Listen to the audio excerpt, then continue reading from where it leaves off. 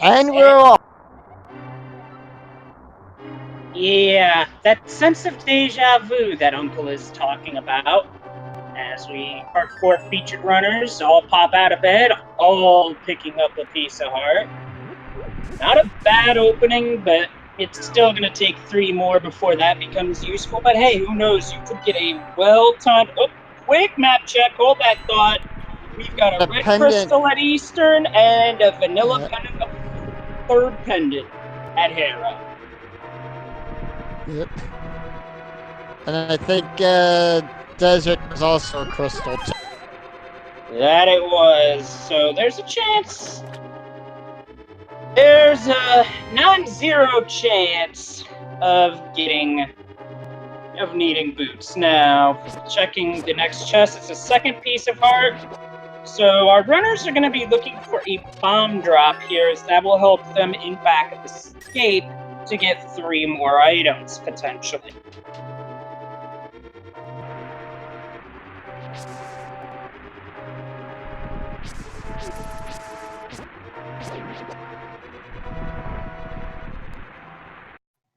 So far, no luck on the bombs.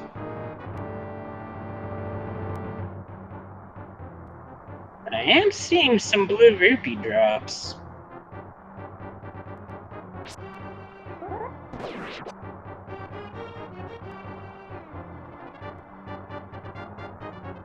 Ooh, Tyler Salt walking right past a full magic refill. Let's hope there's no magic using items ahead. And that's a 3rd piece of heart. We already need 1 more just to get another heart container, which would get our players up to 4, depending on where we find it.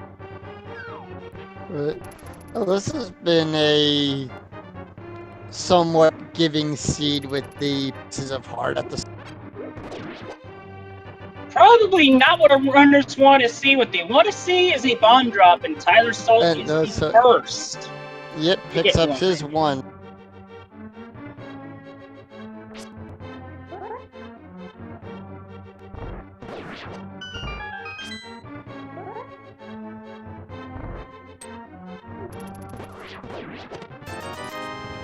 And just 20 rupees in the boomerang chest.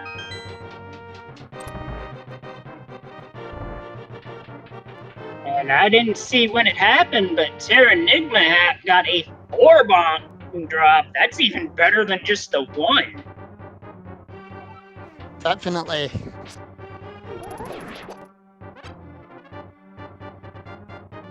And... Uh-oh.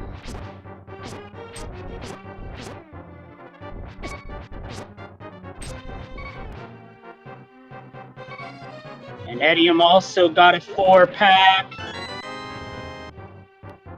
So now it is just SSB Moro who needs a bomb drop. Thankfully, all 4 of our featured runners did not die to the ball and chain guard. Oh, that's always a pain dying in the beginning. Yeah, that can also be very tilting. But then again, that can also set you back a ways too. Oh, for sure.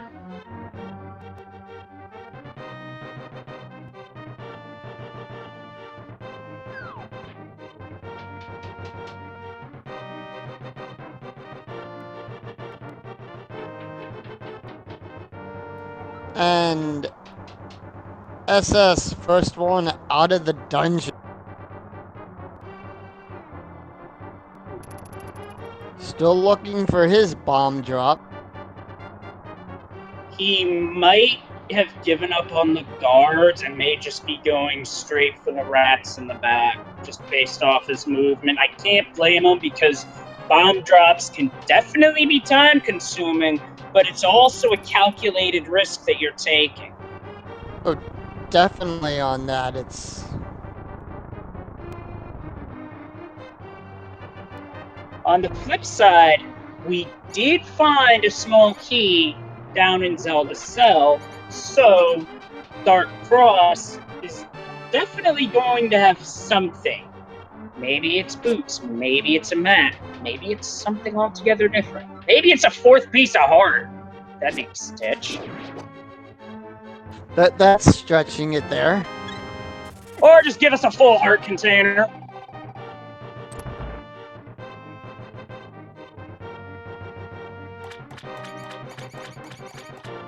Sure, they weren't expecting that. Yeah, they were probably thinking piece of heart, but they got the 4-drop off the sewer rat. Nice.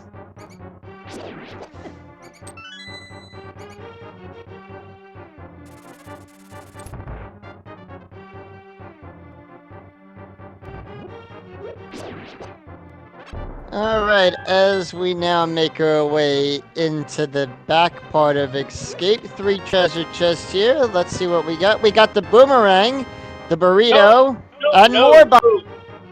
No, that's not a boomerang, that's a bow.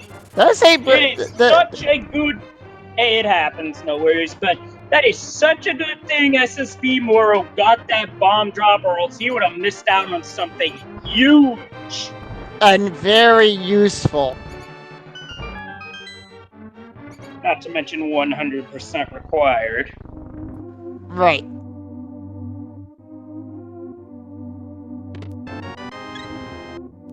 And another heart in Sanctuary.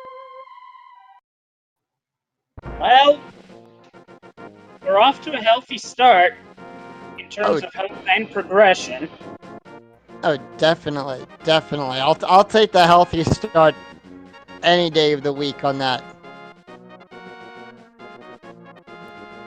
And Etom's making his way up to the lumberjack area to check for the tree pole. Just a bunch of 20 rupees.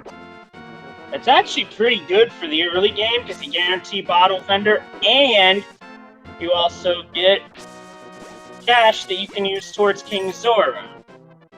Right.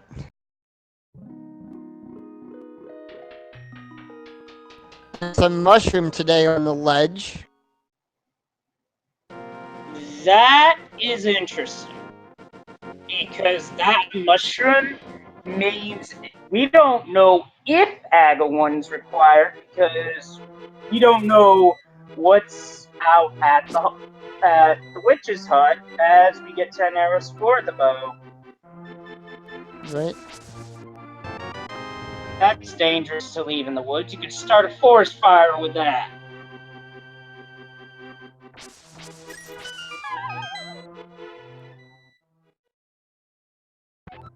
Well, Link's doing his civil duty and making sure that doesn't happen to the Forest of High. Yes, I'm pretty sure the Great Deku Tree will not be through. Even though he doesn't make an appearance in this game, it's worth mentioning. Right. And we're now going into Thief's Hut. Sembro making his way down into the basement.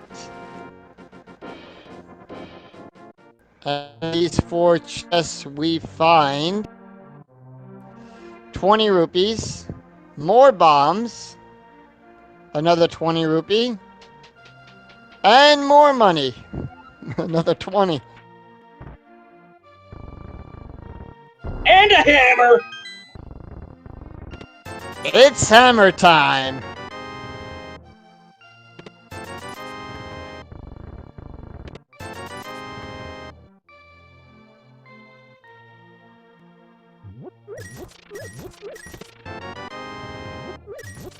Now for the well, the other big check you can make in Kakariko. Definitely.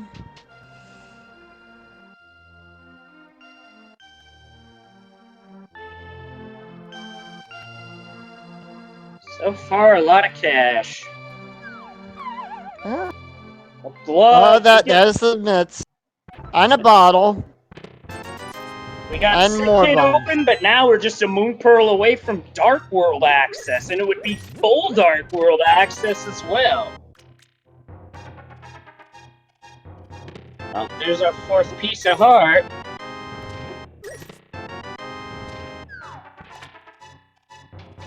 Now, one thing you don't want to do in the chicken coop is try to pick up the bird while you are on the same frame that it's moving, because if you do that, you soft lock and you have to save and quit. So, So yeah, going for bird swag in the wall. Not a lot of people. I've noticed that less and less for that reason. True.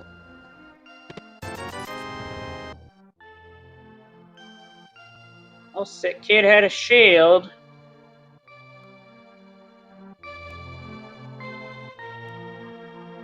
Oh yeah, we did have a lumberjack check. It is a mushroom, which does cause for intrigue, because fetch quests at lumberjack can be a real nasty curveball if you're not ready for it.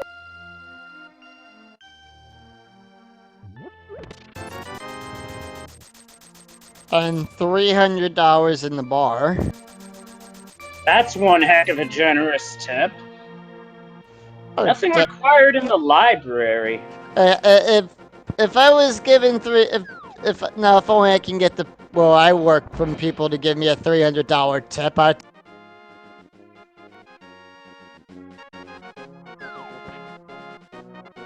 Race game had nothing, so the probable play here is South Shore and all those checks.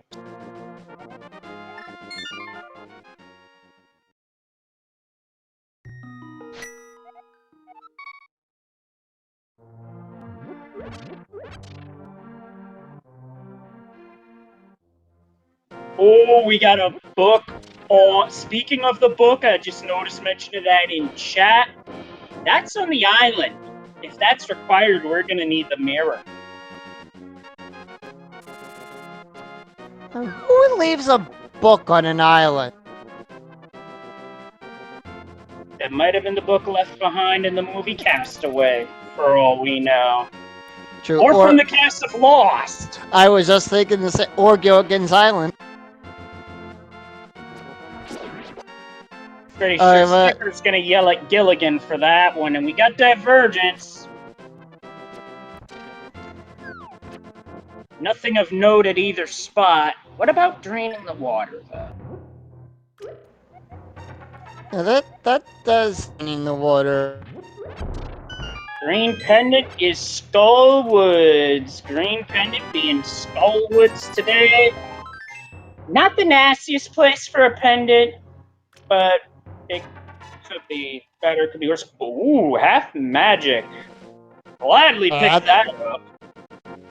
Definitely, I'd definitely take that any day of the week. For sure, as we have got SSB into Eastern going there first. And Terranigma checking out the mini Mordorm cave. And Tyler going over to...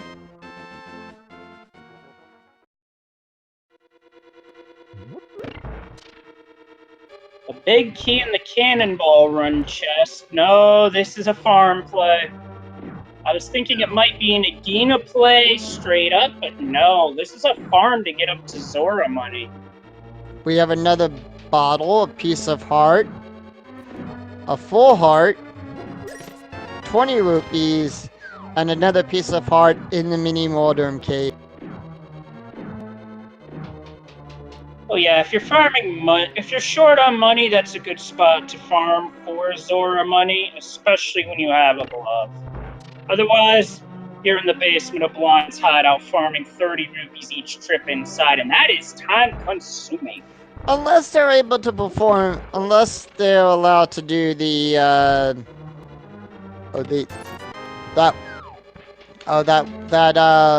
one hack that lets them get into that secret room with all those rupees. Oh yeah, the Woolahan play? Oh yeah, that's definitely a viable strategy, no doubt about that. I just forgot the name of it for a second. Single rupee at Agena. And a little story behind who... Wait, what was that hit?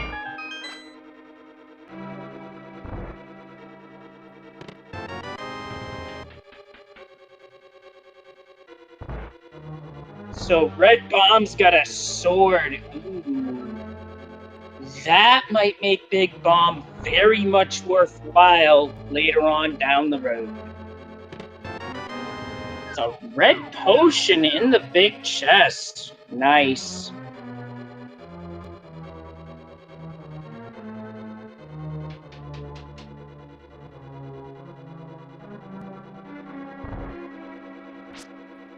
This last dark room is not easy at all, and it's giving SSB Moro some trouble, so he's retreating to go down the hole to get a fairy or two.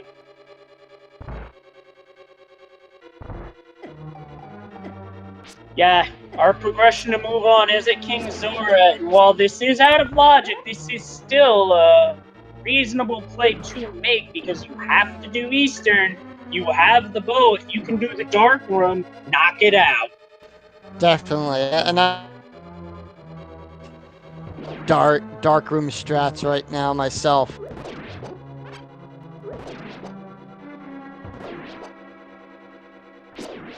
Little bit of divergence here as SSB did not go for the big key chest. ADM did, and it's just a compass. Moro must have felt that that was going to be a compass and decided to go right for the boss.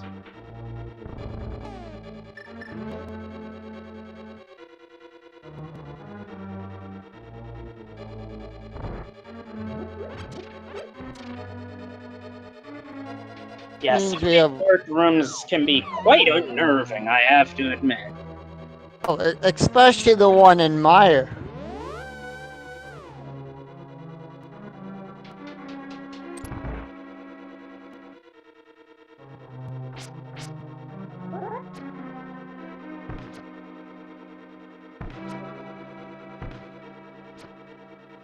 Just 20 rupees on the boss.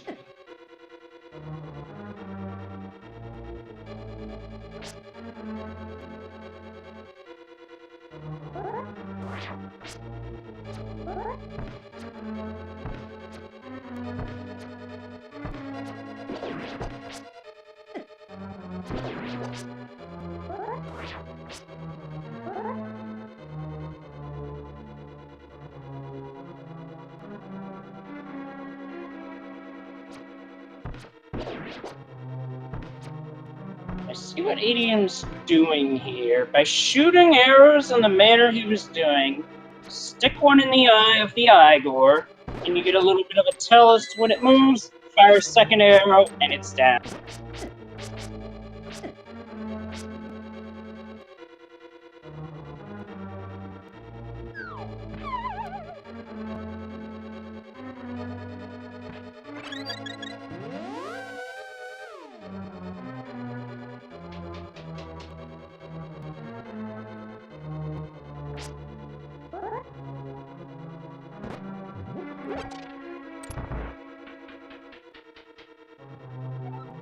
The book can't be on Zora because it's on the Lake Hylia Island.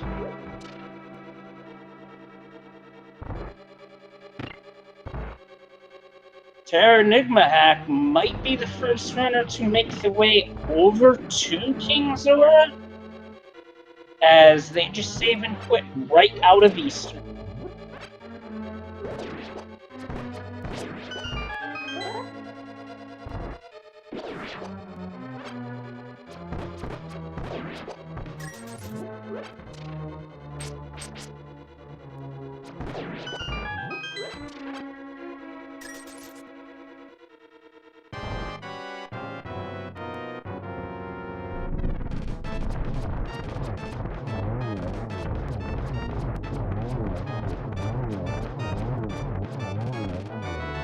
And a perfect Armos fight for EDM, getting them down very nicely with the NMG strat.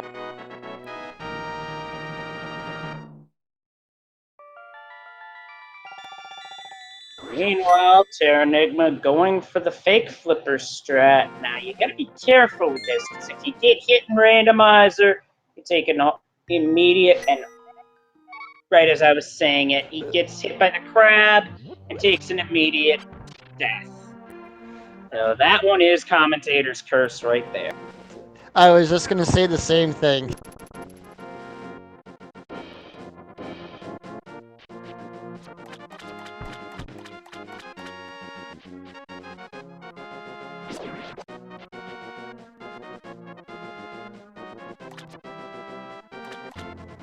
And Taylor picking up his third bottle. Well, if anything, this seed is being generous with the bottles. So there'll be no shortage of potions. True.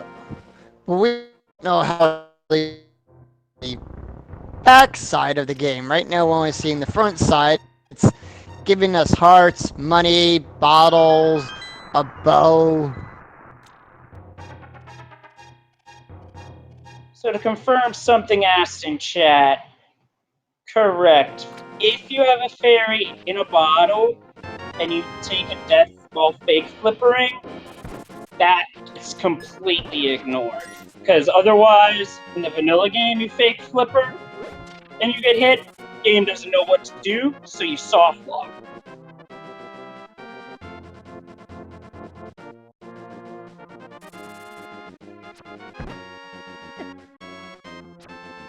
And Esembro making his way over to the hobo. Hopefully the hobo has some progression for us today.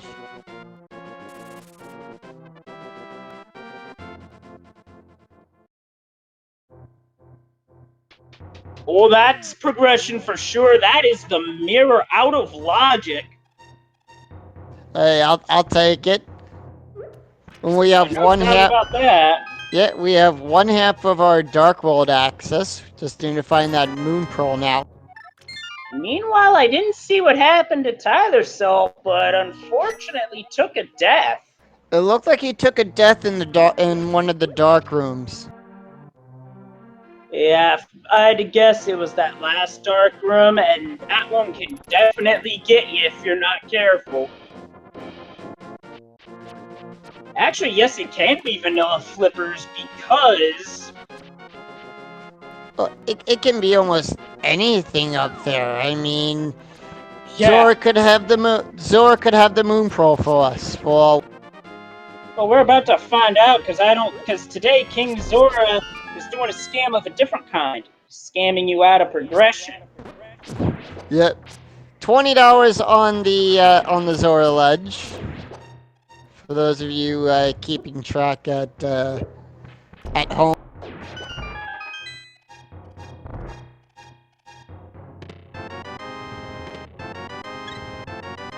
So what does our 500 rupees get us today?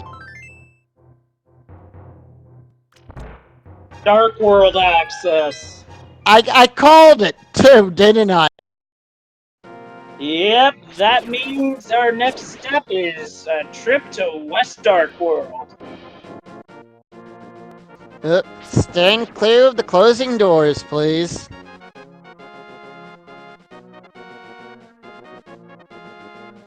But first, I think, look, yep, Sembro's making his way over to the swamp area Dark World Porter.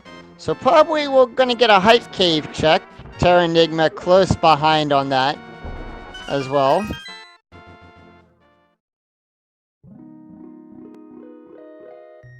And it looks like the other 5-6 crystals, Turtle Rock this time.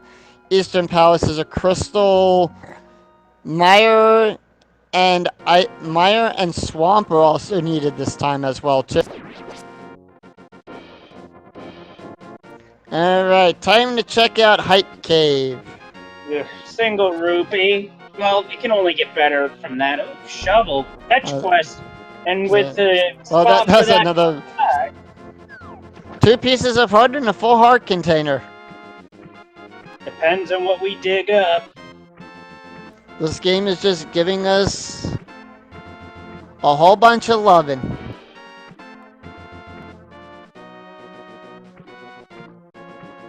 Well, not so much in terms of sword upgrades. Just saying. True.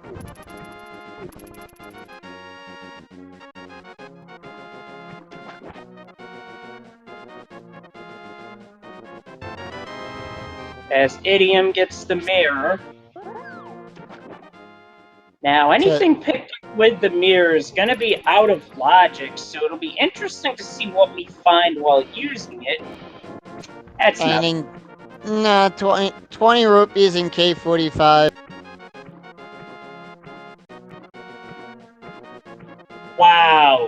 flute boy had the flippers.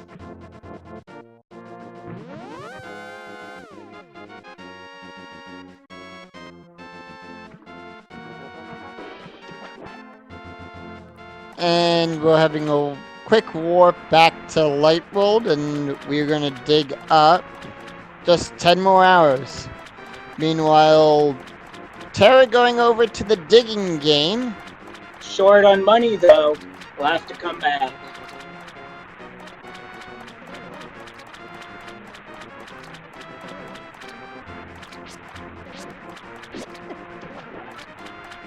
Nah, it was just 20 rupees.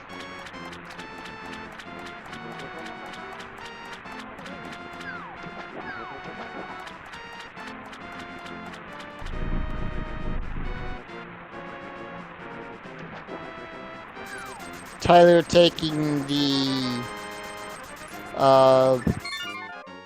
Lost Woods portal.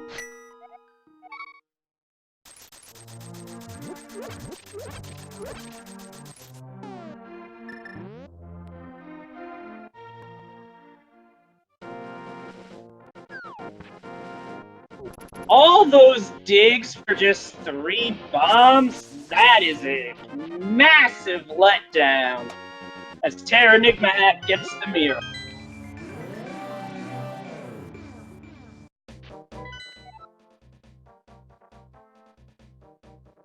Ooh, I like this strategy. Menu to the mirror. You're in the sanctuary, hit the mirror, you're right there at the entrance. When you don't have boots, that is a very small time save that can add up. Definitely. And Taylor making her way through Skull Woods.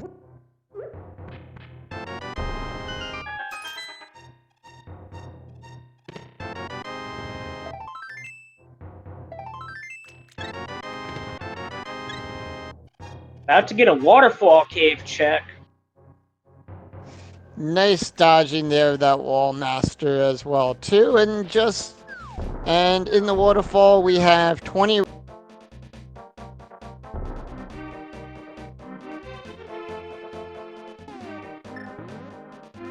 rupees and a cliffhanger. Taylor getting picked up and a heart and a full heart container. Meanwhile, looks like we're gonna have Etron making his way over to Pyramid Ledge, so we're gonna have a pyramid check.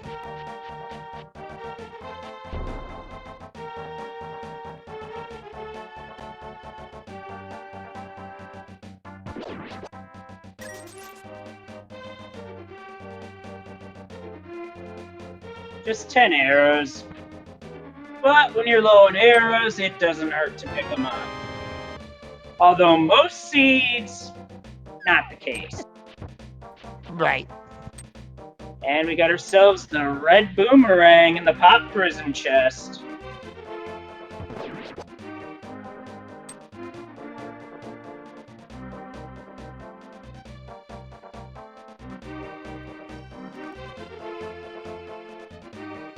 Tyler Salt is setting up for a vertical bomb jump that, without the boots, is a 2-pixel window. And he hits it for a small key.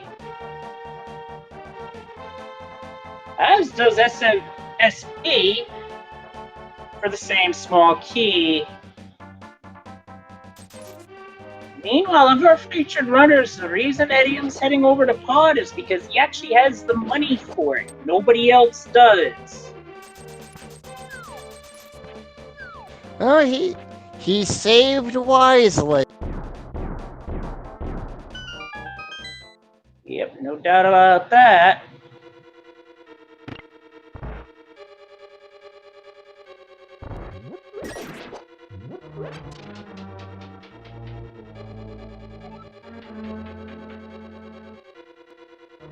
See the opening chest.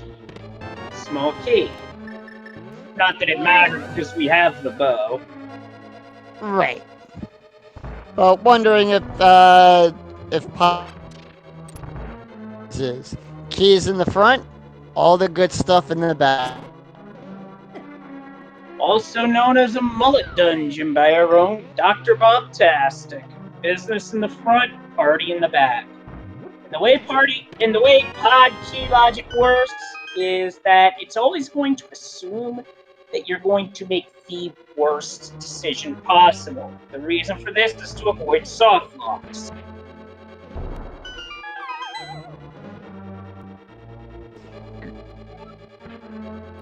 Alright, we're having a graveyard ledge check.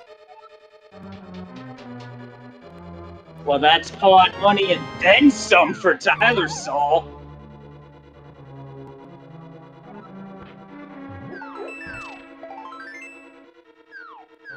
I'll take that 300 as finding a bonus. A big bonus. As for the hint, what is it?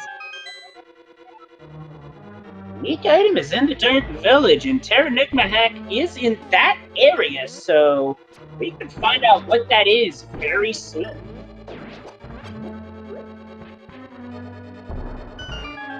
Wait a minute, I think we already did, because I see a flute.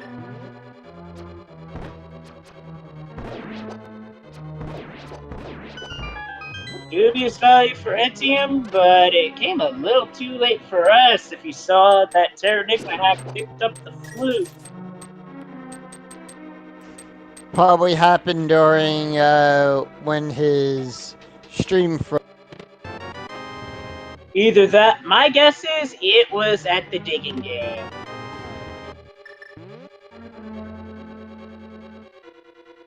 No, not the digging game. I meant the chess game. My bad. Right, it couldn't be at the digging game because we had bombs there. And there's the boots! Now we got speed.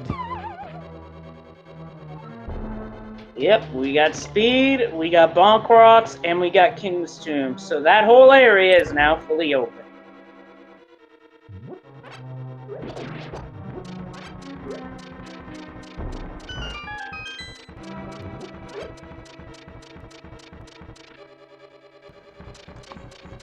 Yep, flutes and Chusky.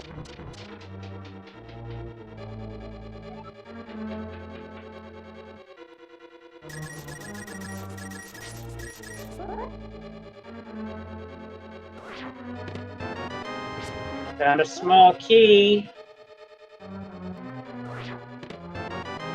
2 small keys. Alright, catfish time.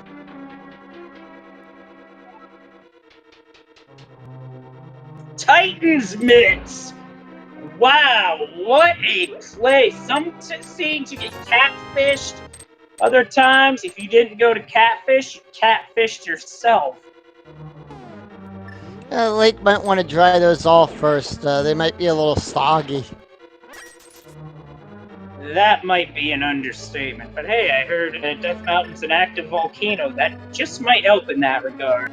Right.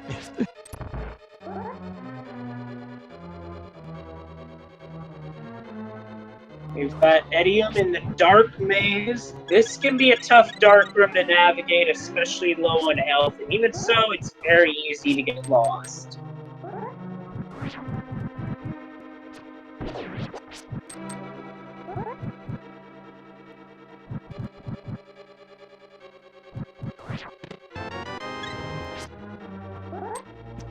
There's another heart container. We found the big key for Thieves Town. Now, here's an interesting thing about this seed that I thought of when I saw where the 3 pendants were. The way they're set up in 3 dungeons that we know do not require the lamp to at least access. Hera might need a fire source to finish, but if that's not the case, then the lamp could be on the pedestal, and for those runners that don't know dark rooms, that would be just mean.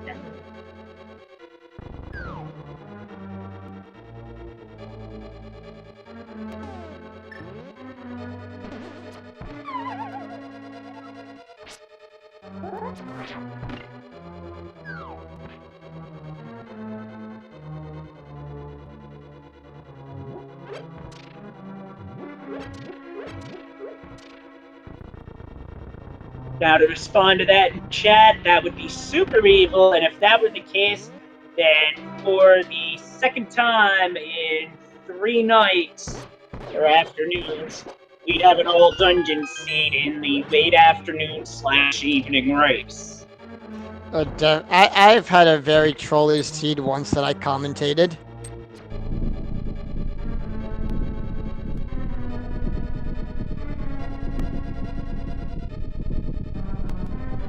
And it still gives me nightmares to this day.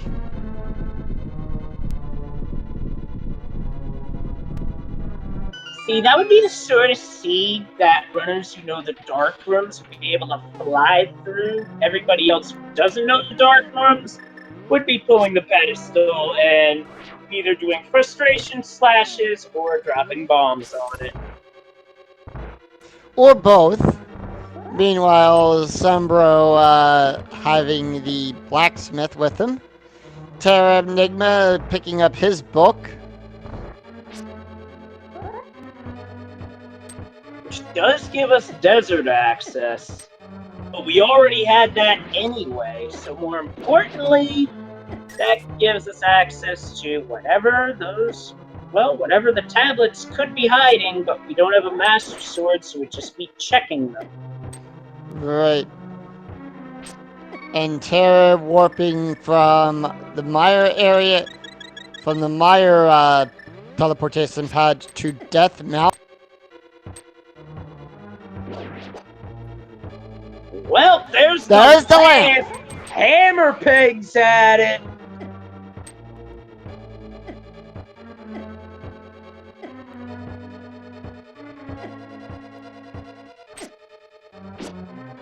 We got our fire source now. Yep, so now desert's doable and dark rooms are a thing of the past.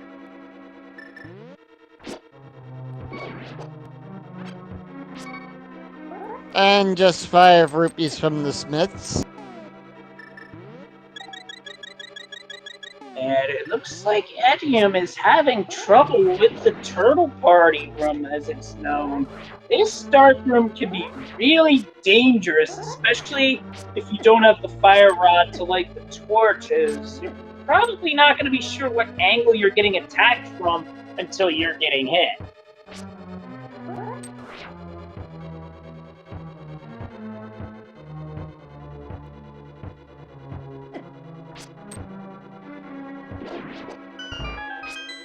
He got it. Had to burn through all 3 potions to do it, but it is done.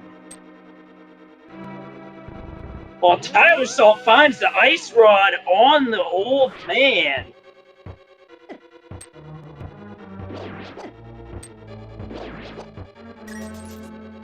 And it looks like we're having our first tablet check. Piece of art, nothing required.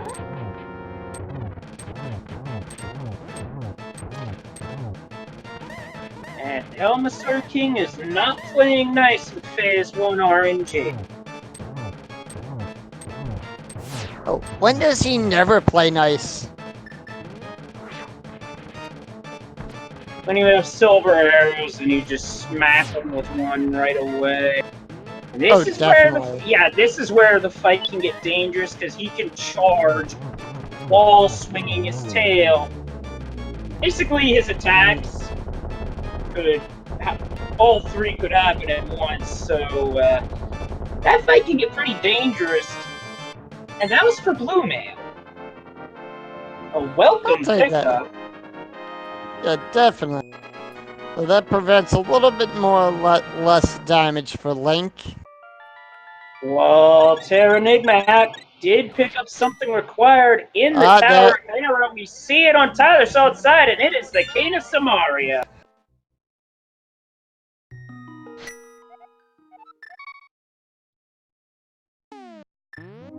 So, thus far, the seed has had our runners duck into 2 pendant dungeons to pull out items.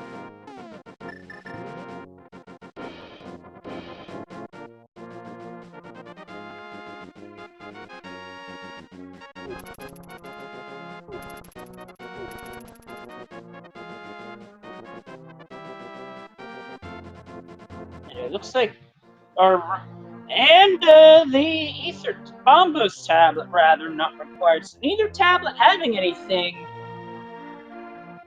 makes me question if we'll get a pedestal check anytime in the near future. Meantime, Morrow is heading into the Meyer Shed area. We do not have any medallions, so we cannot enter. But we could find out what is needed. In fact, we will find out what is needed. And it's bombos. Now the only one that's left to find out is the dreaded Turtle Rock.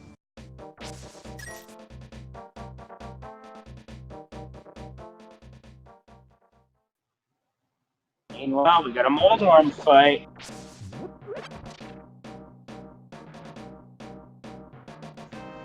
And Hey! Terranigma Hack was one hit away with a hammer, only to get swatted off.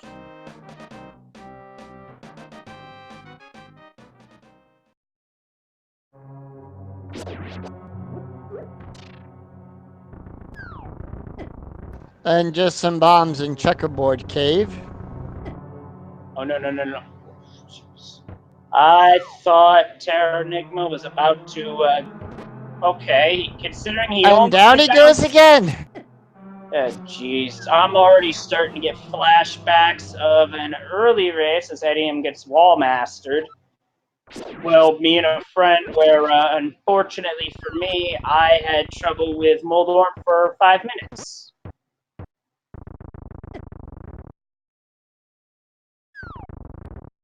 I've had the distinct decision of playing Randomizer and then playing the vanilla game at a friend's house.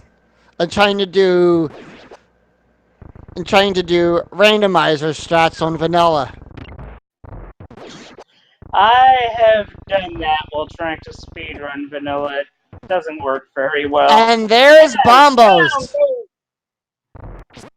That was in desert. In the, Paradox, excuse me, getting my areas crossed up. Yep, that's... 5 more chests here to check. 20 rupees. A piece of heart. Another 20 rupees. Master Sword! And 50 rupees. That's... there... So Master Sword is in Paradox. Meanwhile, we have a desert powers check from Bro.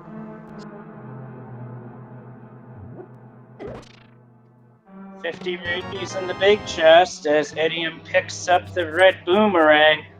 Its uses in Skull Woods are definitely apparent when you grab it, because unlike the hook shot, the boomerangs can stun Gibdo. That's very useful. At least they're not re-dead. Gosh, yes, especially those in Ocarina of Time.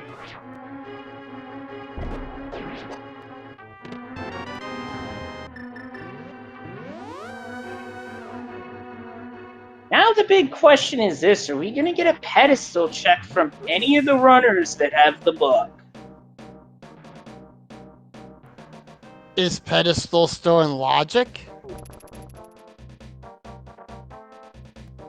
So right now, the only thing that's keeping pedestal out of play permanently is the fact that we don't have a fire rod or any ideas to where it is. Although we did just see something else that was red on Bumper Ledge. However, it is not the red we were looking for, as it was the red mail.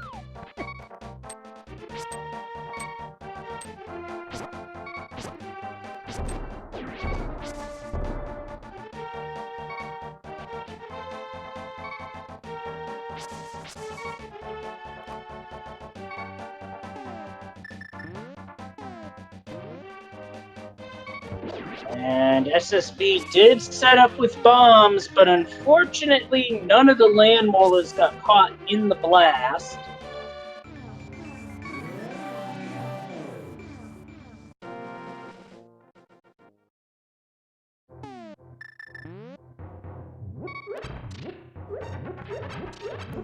Gotta be careful, it's down to a heart and a half.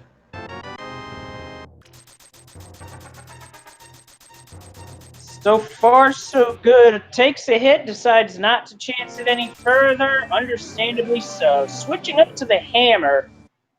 Not a strat I see too often against the land molars, but hammer doing tempered sword damage makes this not a bad idea, even with the hammer's kind of wonky hitbox.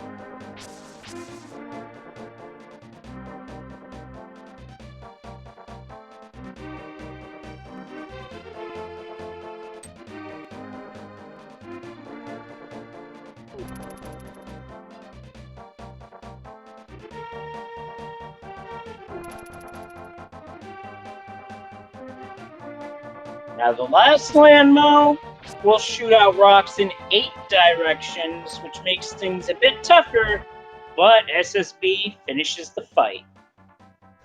And gets the compass for it. But more importantly, the crystal.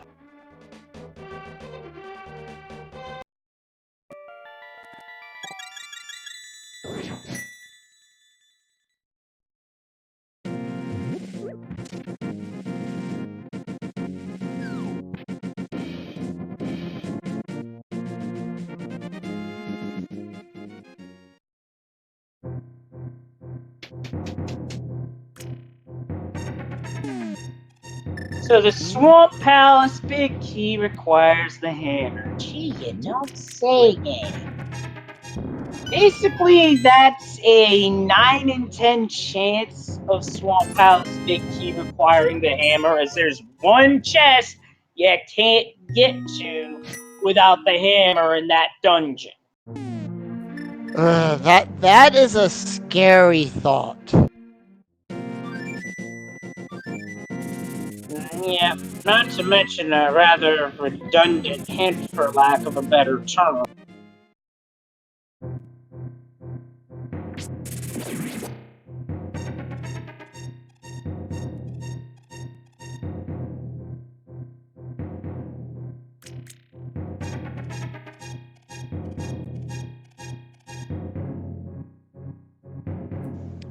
And it looks like we're gonna have an SSB doing his civic duty and returning the old man back to his hut up on Death Mountain.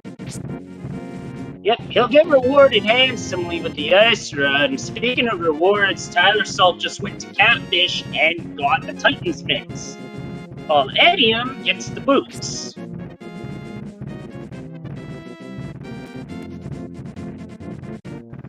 A lot of diversions this time around with this. Yeah, this particular seed, once we hit the Dark World, seed was already opened up considerably. So if anything, this seed has been anything but linear, and even so, there was divergence before we hit that point.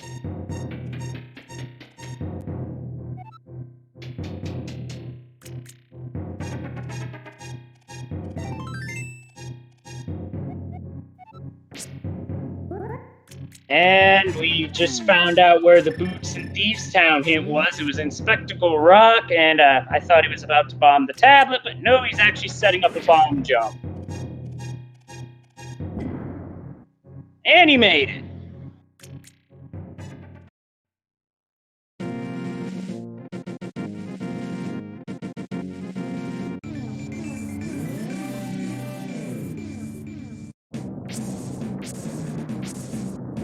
That's an old news hint for Terranigma hack.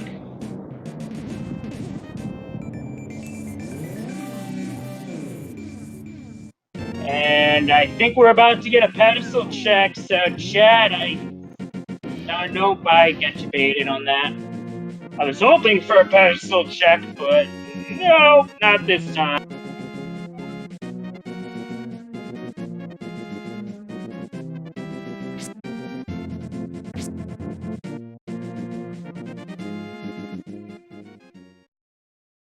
Yeah, I think pedestal.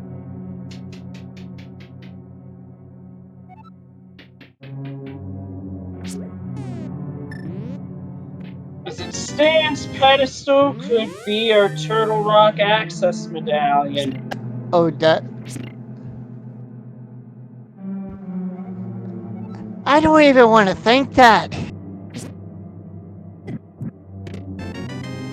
And hey, wow, King's Tomb having the silver arrows, and Tyler Salts is the first of our 4 featured runners to get that.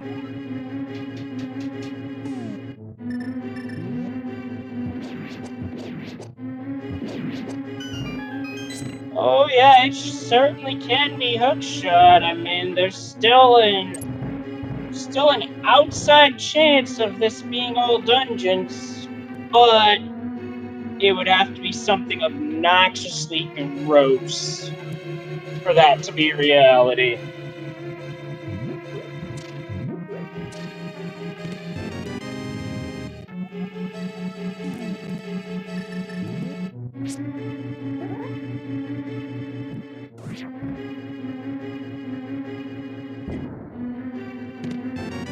Well, let's just hope it's not a fetch quest.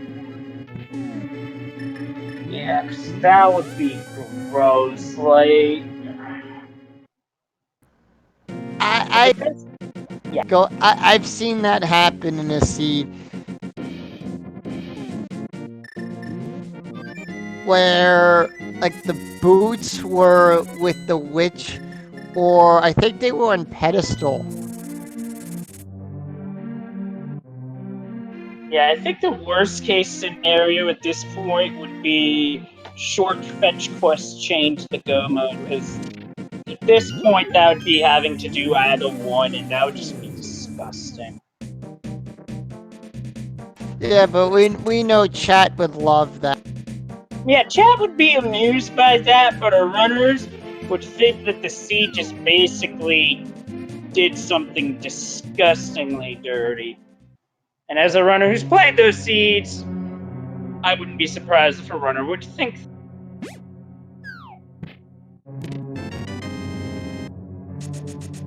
An SSB. Now, Go ahead. I was just about to say, all 4 of our runners got the boots on the feature. But we do know that Pyramid Fairy does have a sword. So there is still one more sword at large, and knowing this randomizer, I would not be surprised to see it in Ganon's Tower. Or some other place that's truly just based off of how this seed's playing out.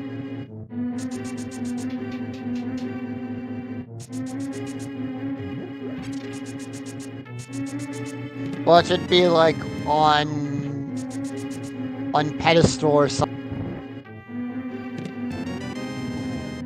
Yeah, at this point, I think the joke on pedestal would be, wait a minute, aren't I supposed to be randomized? Oh, wait, that's the classic read the book pedestal check if in version 18 if the Master Sword wound up being there.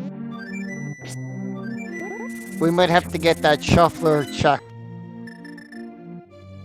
Yeah, but I wouldn't be surprised if Christos wrote GDQ. Just saying. I think so, chat.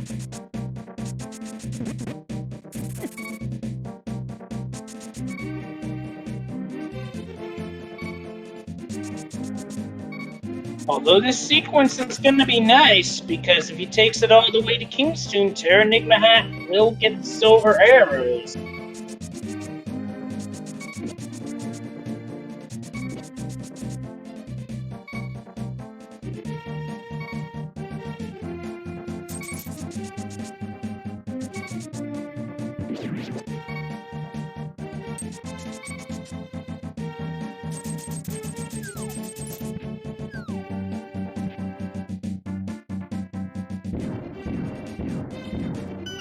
No, Bonk Rocks just had 3 bombs.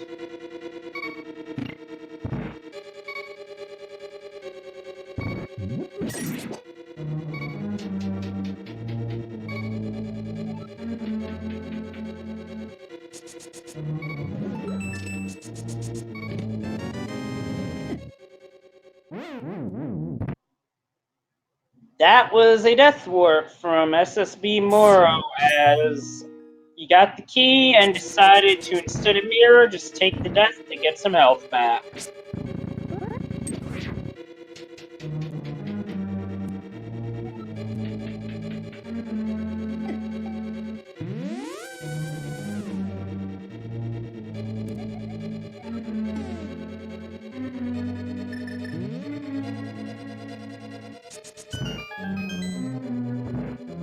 And now...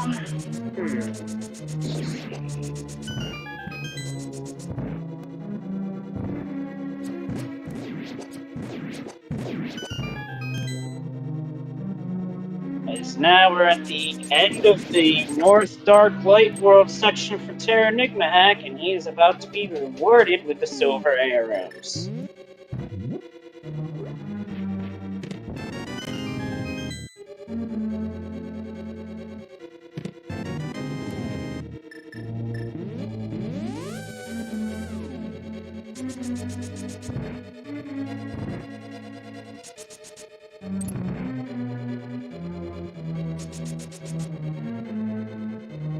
So it looks like Terra Enigma Hack is going to take this whole chain all the way to Catfish, which will make that the best reward of them all, as he'll be rewarded with the Titan's Mitts, which, based off how he's set up with Bombos, would make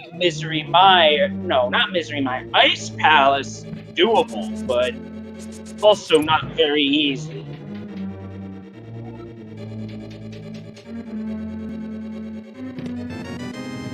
Right. Well, also Terra doesn't have the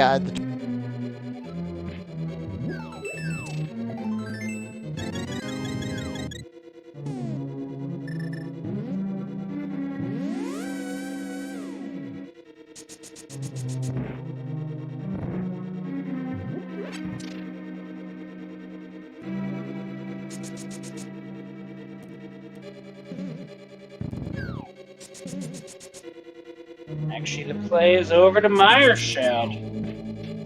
I'd be led to believe that since Terra Enigma had ducked out of pod due to not having lamp, I don't think Meyer's getting completed due to the lack of the lamp.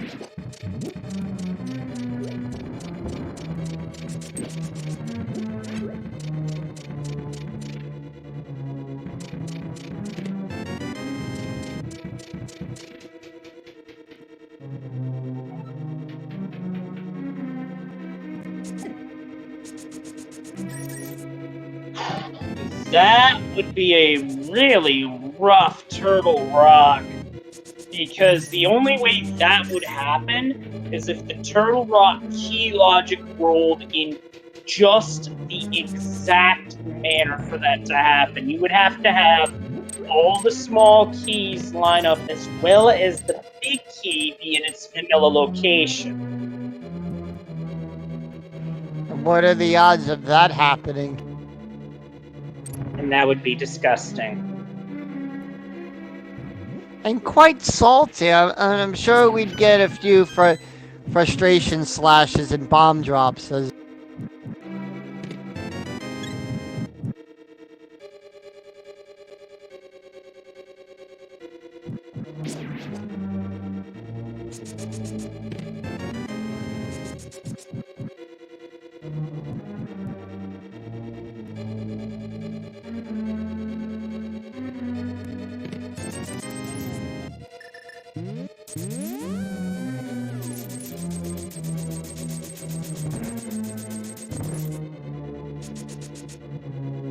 Or I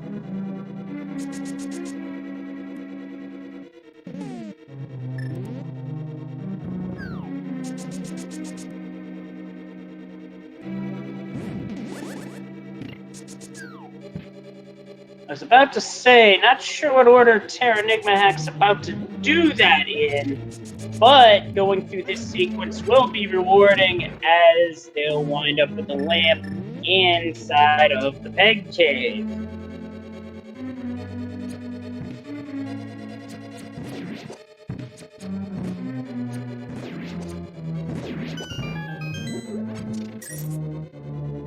Yep, catfish being catfish.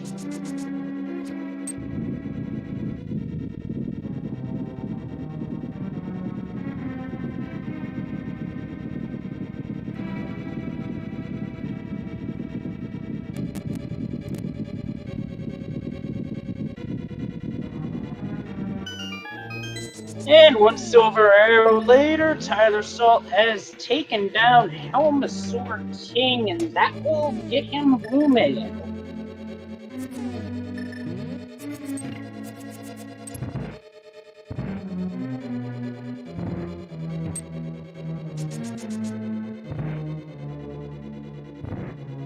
And this Paradox Cave will get Edium the Master Sword.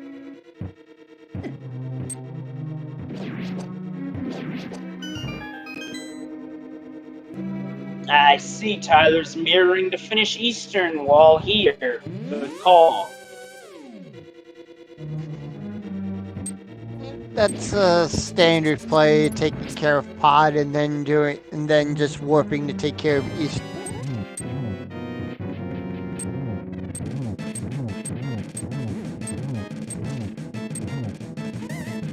It is, and it's also a play preferred by top runners. Certainly how Andy likes to do Pod and Eastern, just back to back. That's a good combo, right?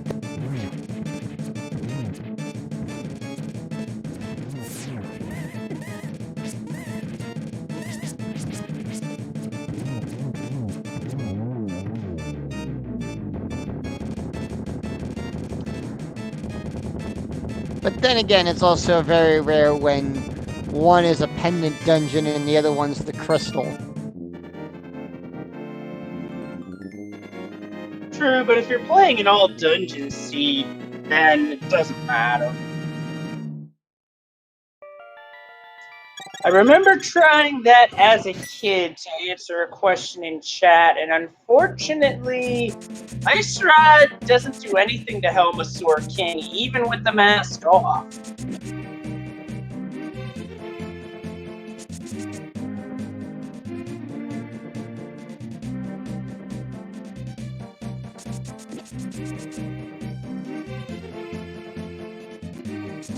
Right now, I would say Terranigma is heading back over to Pod. He's going to be cleaning out that area 1-2.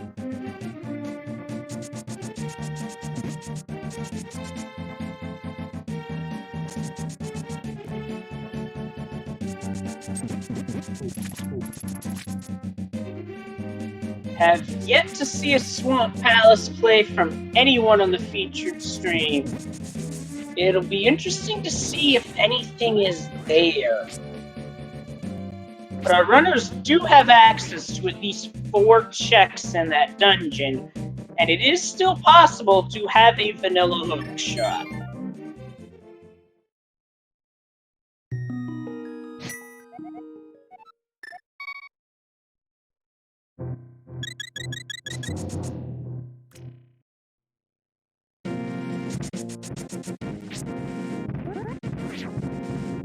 Actually, we are about to get a Swamp Palace play out of Etium. There's 1 hit early in the dungeon, and you can get 4 checks right away.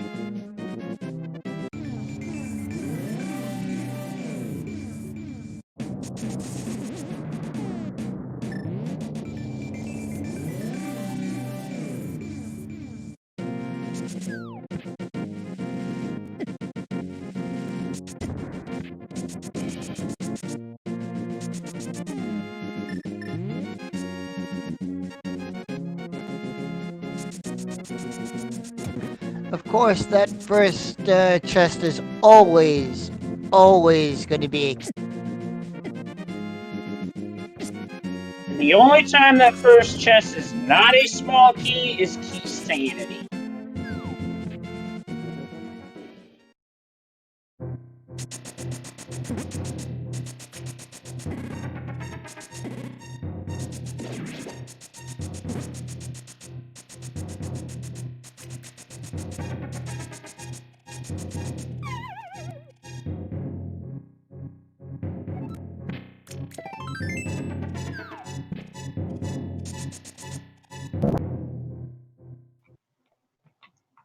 And it's Ether for Turtle Rock.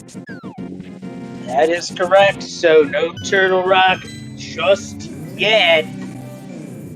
There is 1 chest in Logic for Hookshot Cave, and it's this one that Tyler Salt is bonking to. Yes, the Hookshot can be here, but not today.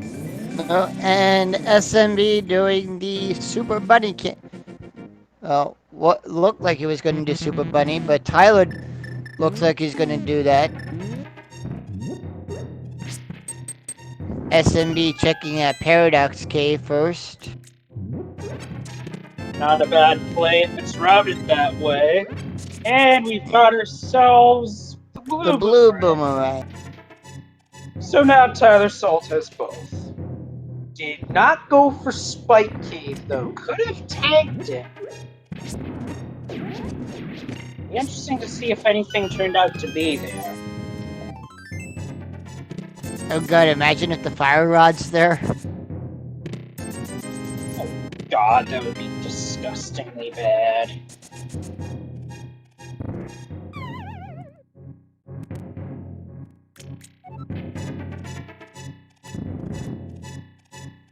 We know of a third sword over at the Pyramid Fairy. So it's just one more sword left that we don't know of.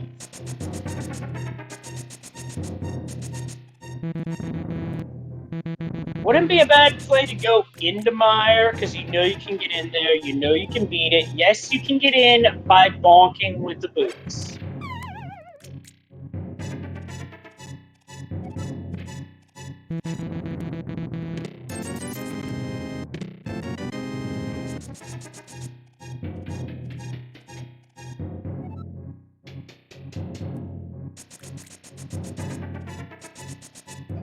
Now, the annoying part about doing this part of Swamp Palace without the hook shot is you have to go through this room twice.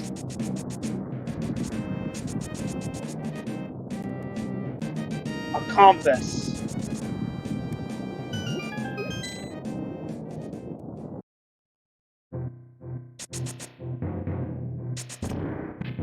One more chest. If I'm counting my chest correct, that's one more he has left to check. Yep, have not seen the big key, which could be anywhere at this point.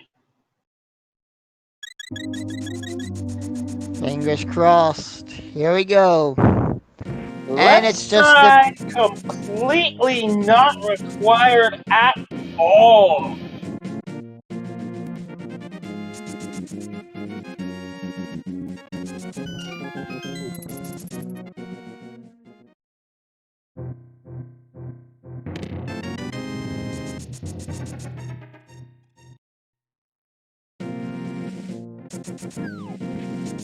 Oh yes, it most certainly can be, but hold the phone, folks. We are about to get a pedestal check. Can we get some blessed RNGs in chat?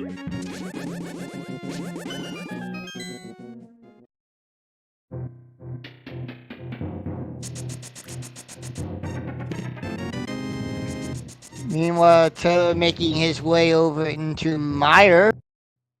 So we're gonna have a Mire check, and we're gonna also have a pedestal check at the same time. The pedestal today is 300 rupees. Quite the nice jackpot, but not required. So it is official. Ped is dead.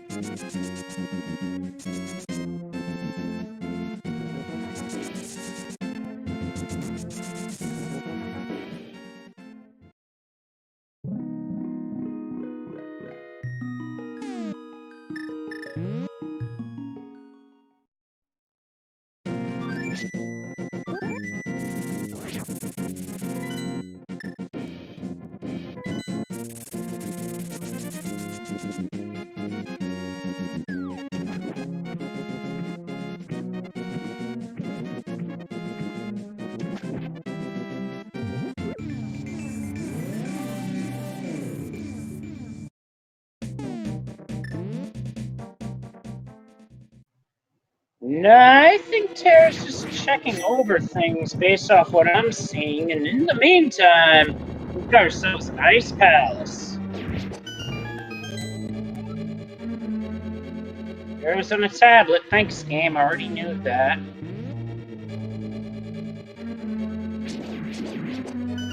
Seems like the game likes to tell us things we already know about. As Idiom gets his silver arrows. Yeah, I've noticed that myself, where oftentimes the hints you get, some of them have a chance of being redundant, others are definitely redundant. And some are completely useless. Yep, and some of them are truly hints left behind by the devs. I said we this. just got a fairy in a bottle, so now we have all 4 bottles. I said this in an earlier comm that I was doing with this when I found out about the hints. The hints kind of remind me of the hints that you would find in later seasons of supermarkets. Oh gosh, yes, that's a show I haven't seen or heard in a long time, and I used to watch that too. As Idiom finally gets the Titans mitts.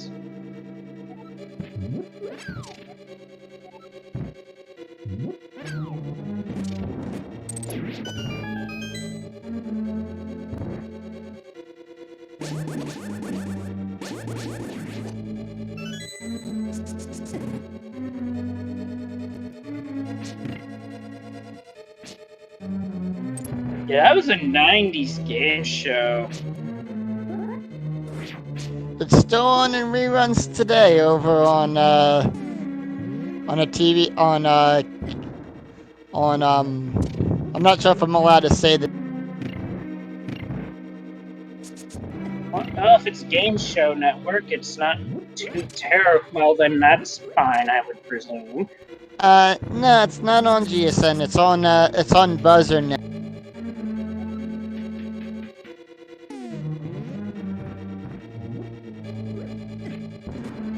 The better GSN. Fair point.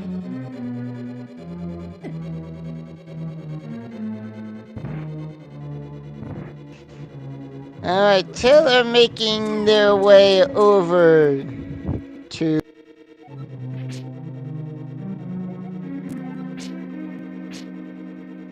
Vitreous, a fight made remarkably easier with the silver arrows.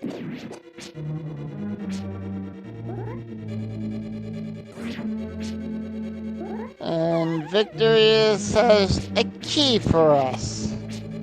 A crystal.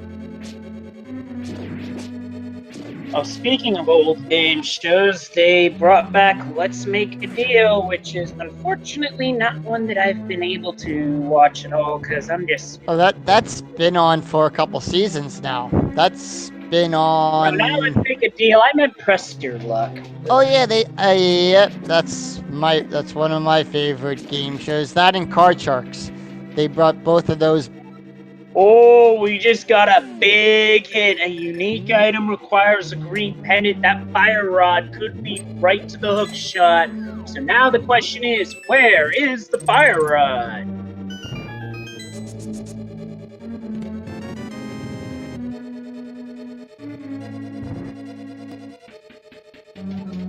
Trying to find that fire rod is like trying to find Carmen Sandiego.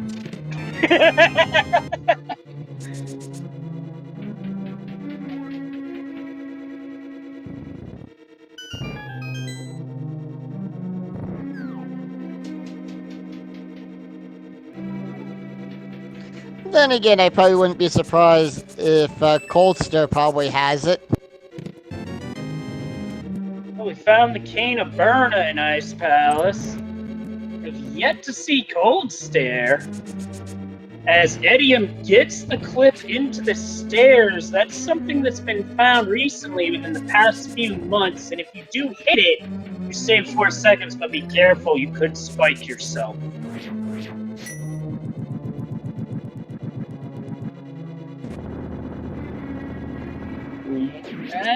I gotta build on a point in chat.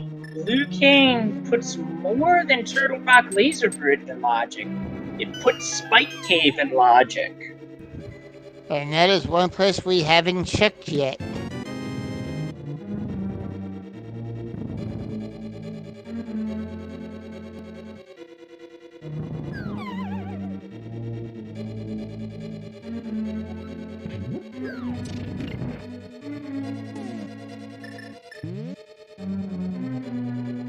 So we're about to get our first fight against Vitreous. And I will agree with chat, the longer we go without finding it, the odds going up of that mushroom on Lumberjack Cave hiding something increase. Right.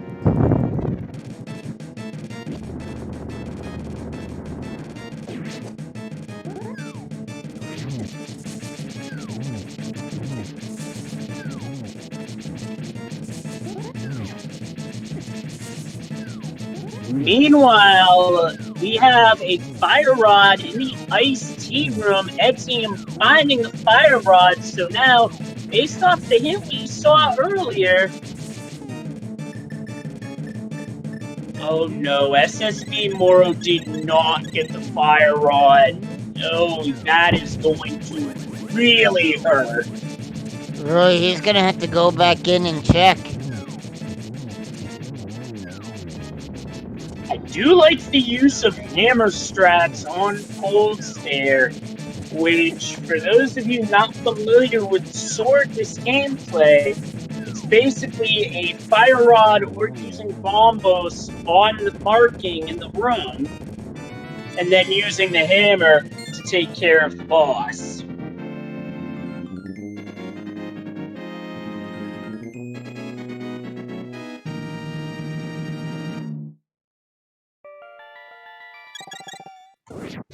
And done.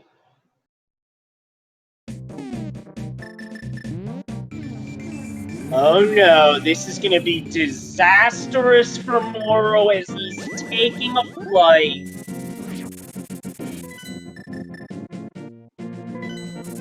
He'll be back.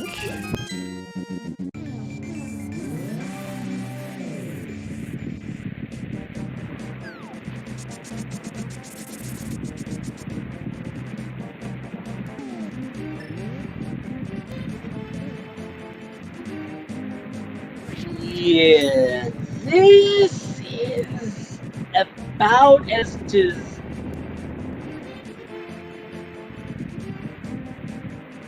well, we've all made those type of mistakes in Rando where we've left an item behind. I know I've certainly done it a few times, and I've had those mistakes cost me dearly. I've done. Yeah.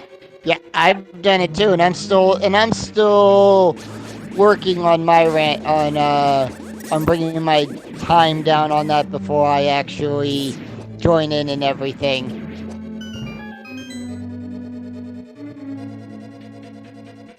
Oh, I know the feeling there. Unfortunately, I really started picking up with Rando after they switched off version 18, so partially because of that, partially because, well, number of factors, I still haven't quite cracked 130, but that's neither here nor there. Right. That day's coming. I'll say that much. Back to the point at hand, though, in terms of missing locations, I've actually unfortunately walked away from where things were that have cost me races in the tournaments. So, while it can happen, it is a good learning experience. I have always had the knack, for some strange reason, with all the seeds that I've made to practice on, for some strange reason, I always manage to find the silver arrow. Hey, that's not a bad thing, especially for swordless, because in swordless you basically need the silvers for the Ganon fight, because silverless is something that not even the top players do there because of how tight the frame window is to get the hit.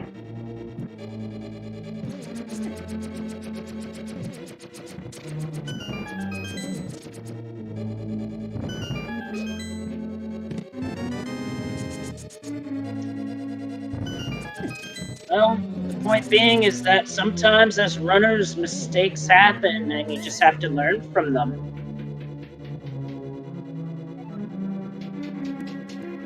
I'm gonna make a prediction right now. The hook shot is going to be on green pendant, meaning we have to kill Mothula.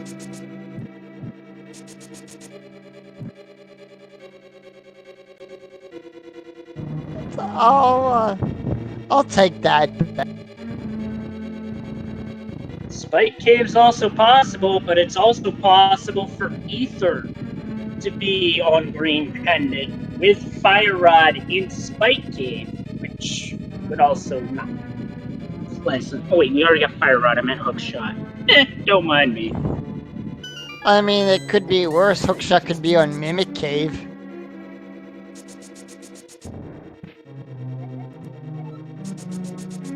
Well, we have not seen any hints for what's in Mimic Cave, so that's very much a possibility. And there's the Sanctuary Art.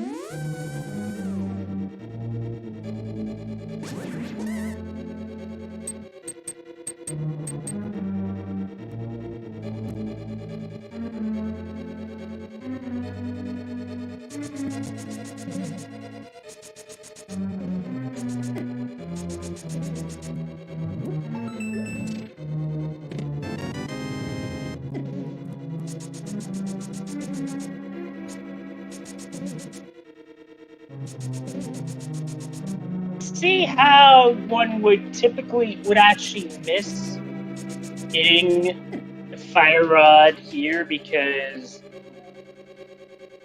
it is what it is. Well, yeah. Well, let's hope Taylor doesn't do the same thing. Yeah, because that would just be awful.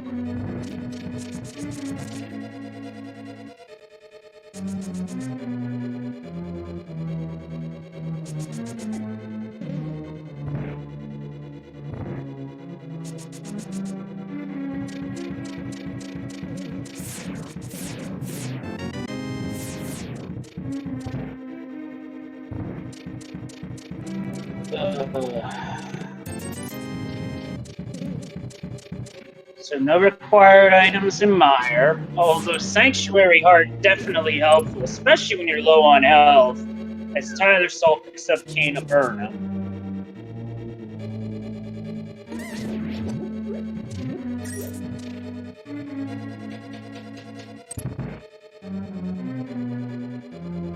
Terranigma playing this phase 1 cautiously with only 2 hearts. Cannot blame them whatsoever, as this is one boss that's on my list of bosses you don't want to die to.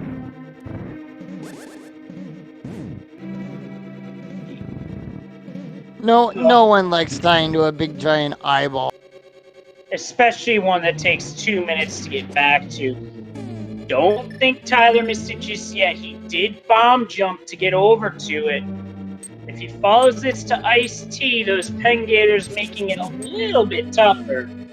Wait, Edium still doesn't have the lamp? And he's going for the Dark Room strat. That is a tough one to go for.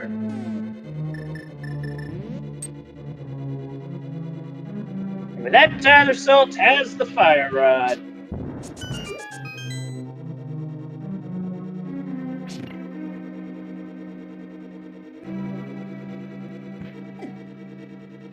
Yeah, there are a number of runners that can do all the dark rooms. Like, in the seed that set the current version record for fastest seed that Gem put up, he basically did that with dark rooms. And it was incredible to watch. Whether you watched it live or watched the VOD, it was incredible. Now I'm gonna have to take a look for that one.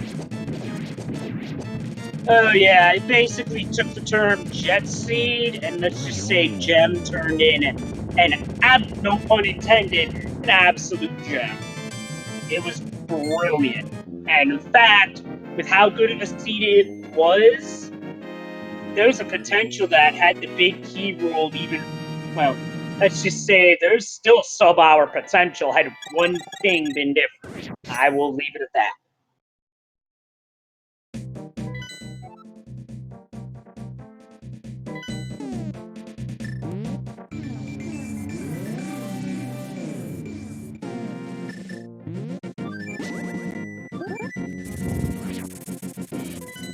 Meanwhile, Tyler Salt finishes off victorious as Tyranigma Hack about to take on the Landmiller fight. And we have got Moro heading for the Dark World. I'm assuming this is a Swamp Palace play, which unfortunately...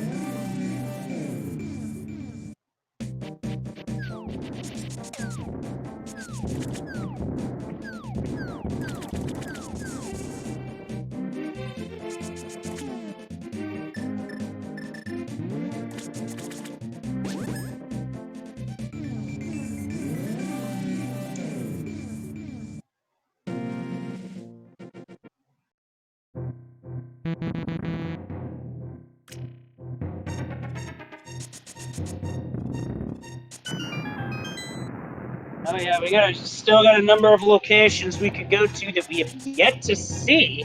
Unfortunately for Moro, going into Swamp Palace, which we know is not going to provide anything. And Tyranigma Hack heading for Ice Palace, which is going to be the play needed to be made. And that, like I said, that mirror hint is old news.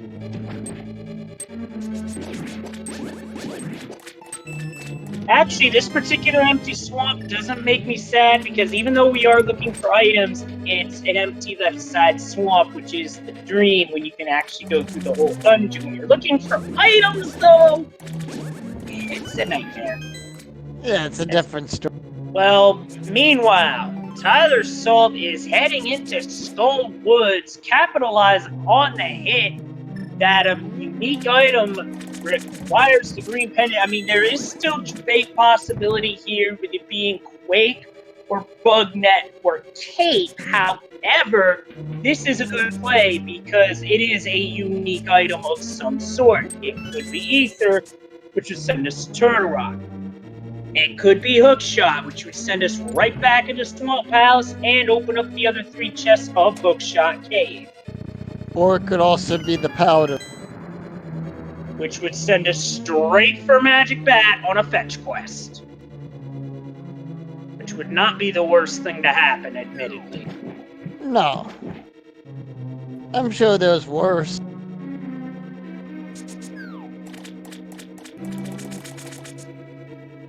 We already found the single arrow, though.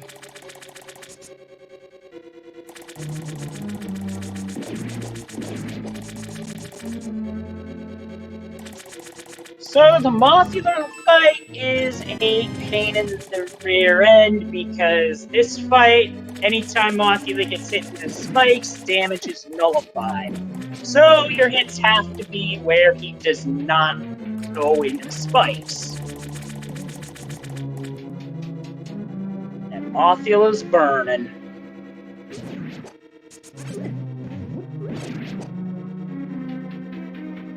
Alright, there's our green pendant.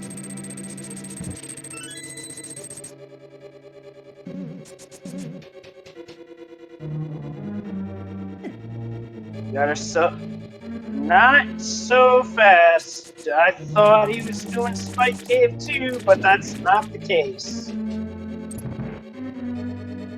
As it looks like Edium is going directly for Turtle Rock, which is not going to work out. I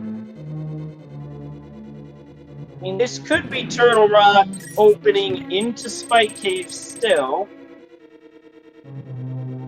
And we found Magic Cave in the back of Skull Woods, but that is one unique item off the board that green pendant can be.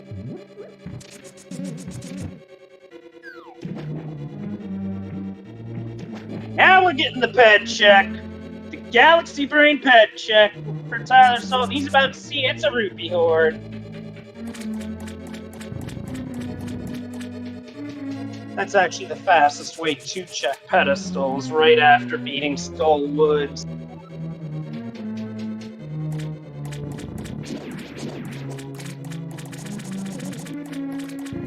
Alright, let's see what the pendant gives us today.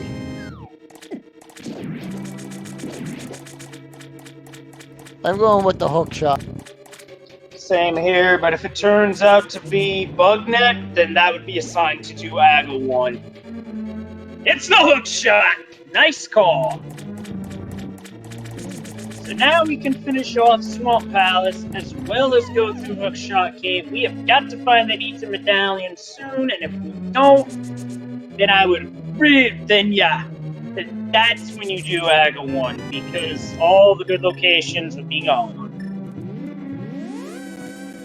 Meanwhile, Eddie, I'm doing some nice line evasion. You know what I was just thinking?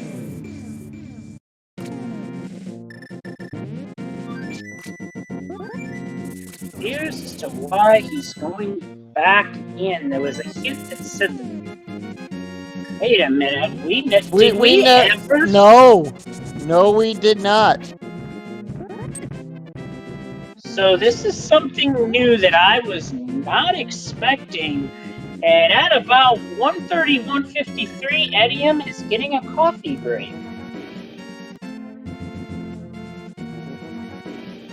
I didn't know Starbucks delivered to Hyrule. At this point, they might as well. Right?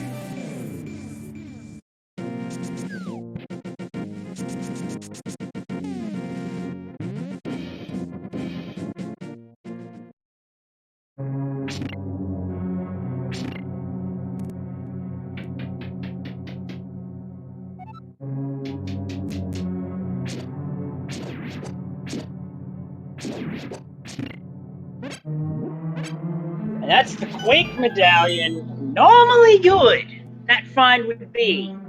Not today, because it's the other medallion we're looking for. So basically, these aren't the droids you're looking for. So now we get Spike Cave.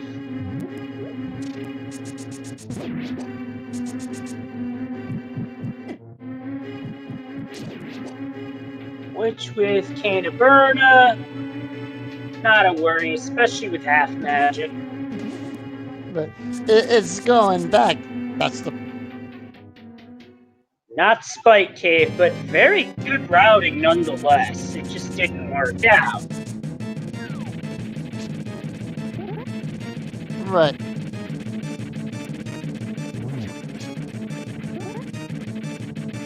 At this point, if it is not... At this point, I'd take your pick of locations to go between one of two. Finishing Swamp Palace or Hookshot Cave. At this point, I would be of the mindset that if you go to one and it's not there, you just do Aga Tower to get it out of the way. Just in case. I'm gonna say it's in Swamp. Yeah, the worst case scenario for it being in Swamp is that Argus has the big key and you have to go back in to get it, which would be brutal.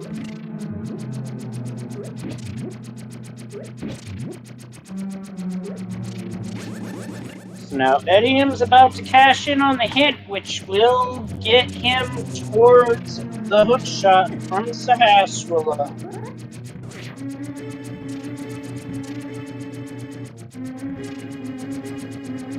That's right, there's one more item at large in Thieves Town. That would just be dirty. The front of Thieves Town was 3 items, which included the boots, which is very enticing, which would tempt runners to bail early, I guess. Pretty nasty. Well, considering it's also a pendant dungeon. Well, now we know where all 4 swords are, as Tyler Salt is the first of our 4 runners to upgrade to the Bacon Sword.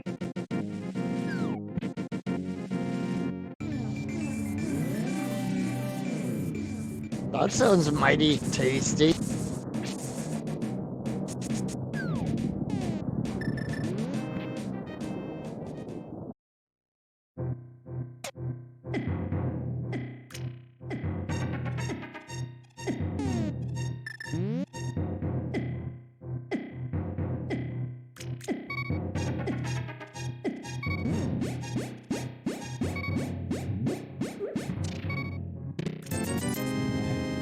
2 boss fights on stream. Tyler Salt taking on Argus, Terranigma Hack, finishing off Mothula.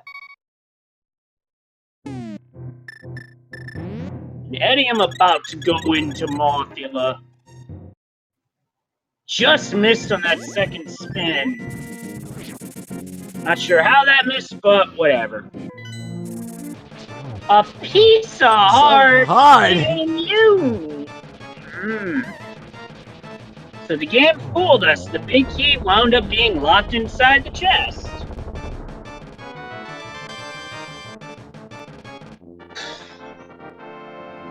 At this point, I would, just to avoid having to climb Death Mountain twice. Because yes, Castle Tower Climb is a 5-minute effort, but it's about 2 or 3 to climb Death Mountain twice. Tyler doesn't have to go left side because over there is map and compass. He's got all 6 items, so there's absolutely no need to go left side.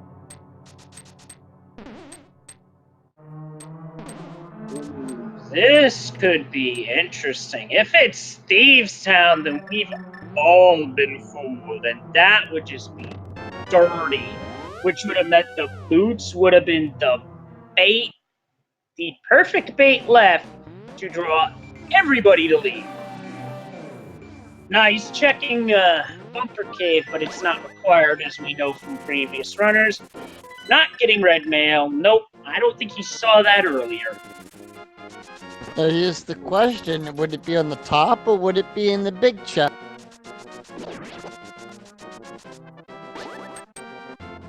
Now the top, in the sunlight room, well, that would be the best point. And actually, we do have SSB Moro in Thieves Town, so we might find out soon. As Edium gets the hook shot, as does Terranigma Hack. Those two are neck and neck.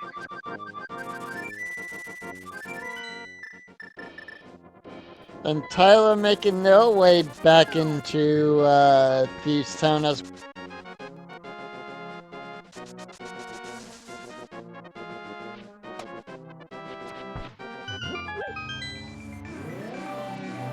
That's the map, so that's not it. Now, if the chest in Blind Cell does not have a small key and doesn't have the item, then that means the item's on the boss. There's just one problem. Moro has to go back into Ice Palace.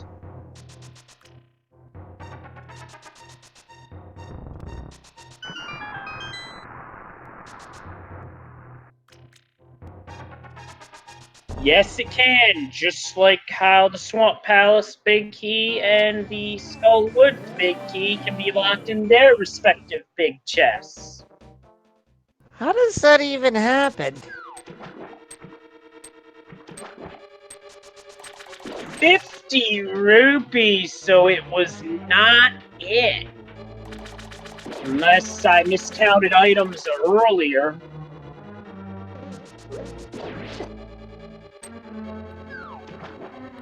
Alright, and that might have been a miscount. Yeah, it might have been a miscount on my part, or did Moro miscount? Not sure. But anyway, we're gonna have a blind fight. And a blind pun.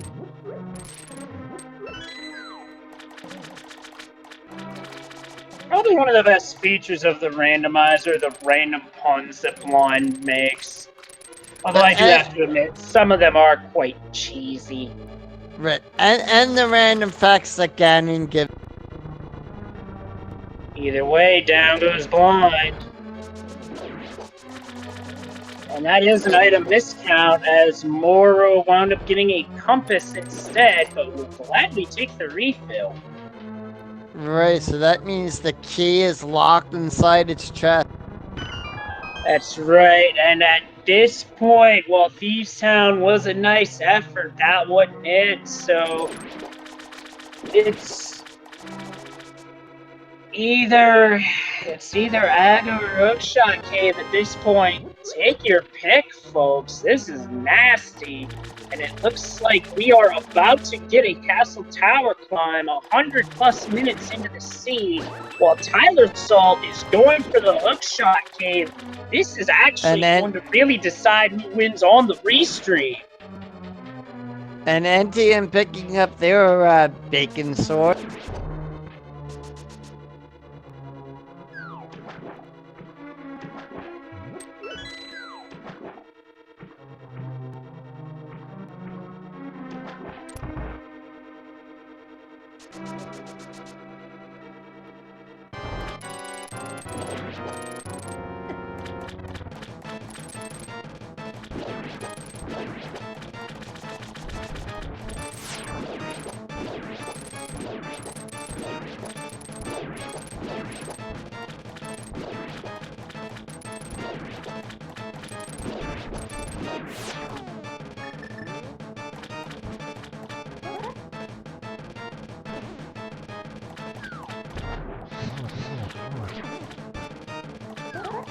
Ooh, almost got the one cycle, but instead the stab registered.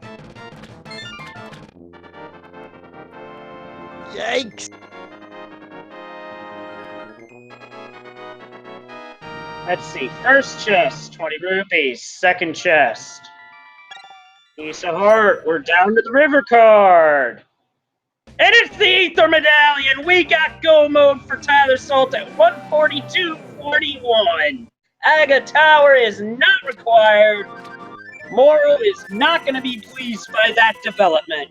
No, that's like him going all in against Tyler right there. Yeah, he went all in and got burned by a bad beat. That's the closest thing I can compare it to, as poker was indeed brought up. I happen to be a poker dealer. Works for me. Right. Alright, we're getting our turtle. Oh. Here we go into Turtle Rock. It is a go mode Turtle Rock, and with Tempered Sword in hand, I honestly do not think Tyler Salt's going back for Big Bomb, because Tempered Sword is mighty powerful. I'll live with that.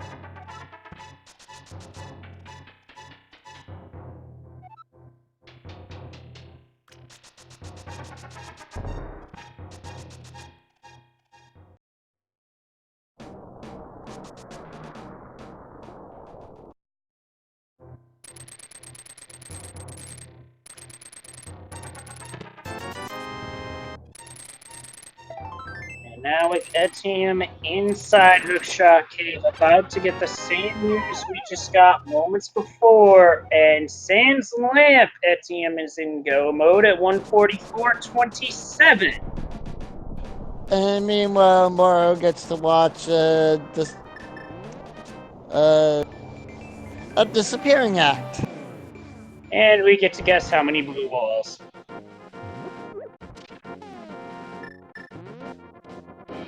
I'm being merciful. I'm gonna say 5.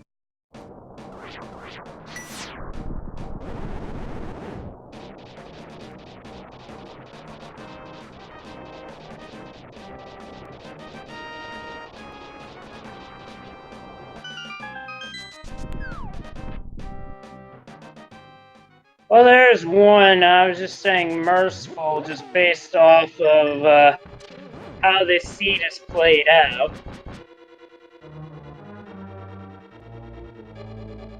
And we're just running the old blue ball game because we got a castle tower, even though we know it's not required. A bit late because we've only had one to this point. And it was one! So, second best RNG, yeah, that's still kind of merciful. Definitely. Definitely on that. But no, he's probably gotta be... Now Moro's probably kicking himself in the...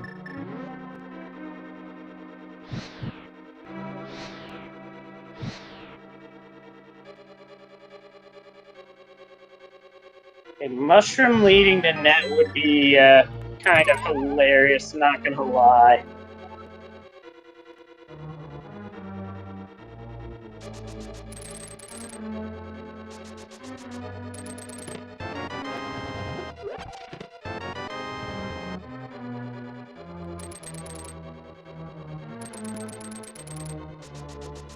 So unfortunately, sometimes in Turtle Rock, you cannot skip the key because the big key rolls vanilla.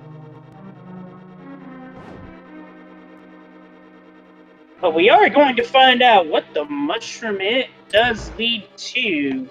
It is not going to be go mode for Moro, but it's going to be something interesting.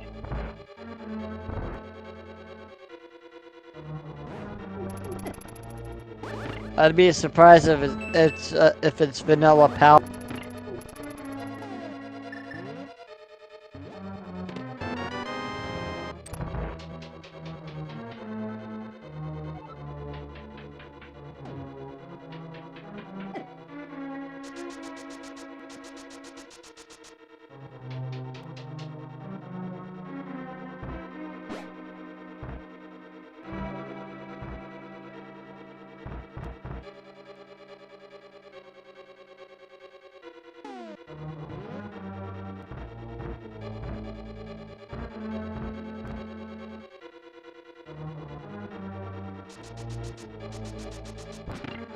Just a piece of heart.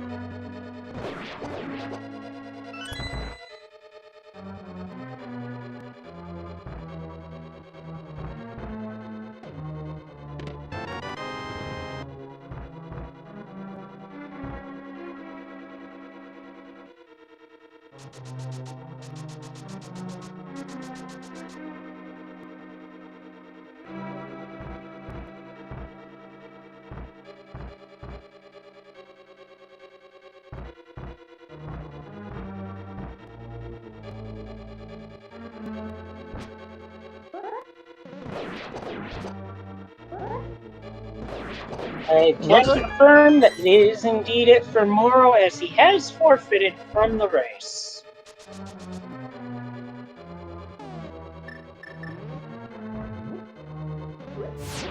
But he did put up a good fight. He certainly did. Unfortunately, the seat just didn't pan out for him.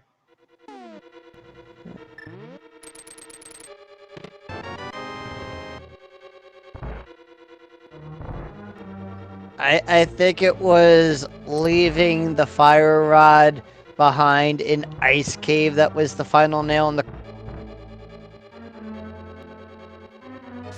Wait, hang on. I'm reading a comment in IRC. I must have mistracked something.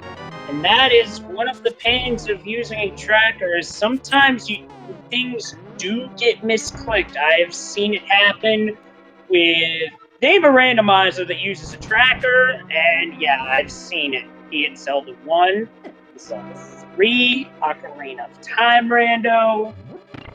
Yeah, I've certainly seen it happen. So he misclicked on it. That will do that. That's part of the reason why I don't use a tracker myself, at least for Ocarina. I'd rather Link to the Past rando. And guess who had the powder ableist try next? So now we get to play everyone's favorite game. Deal or no deal in Ganon's town. Now the deal is, where's the big key? Locations 1 through 22. I'm gonna go with 12 because I sort of stepped in it when I picked out on a combo rando race with Shades, my co-con. For those not familiar with the context, that's the number that Shades always picked. I'm gonna go with my favorite number, number 9.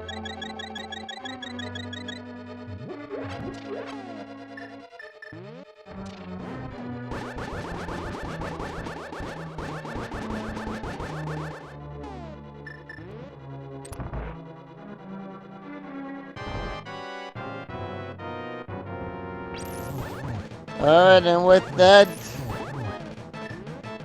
no more bet.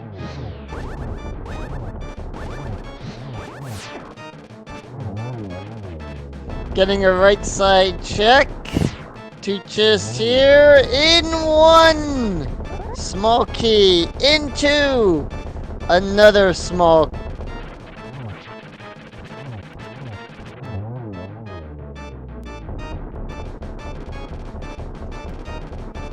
Tyler moving over.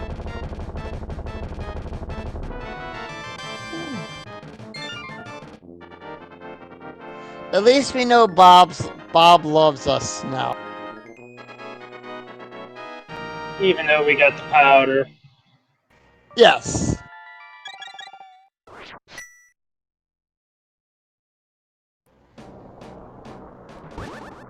Shield level 2, number 4, 5, a small key. Good timing for that shield as it can block fireballs. Up through 7, nope.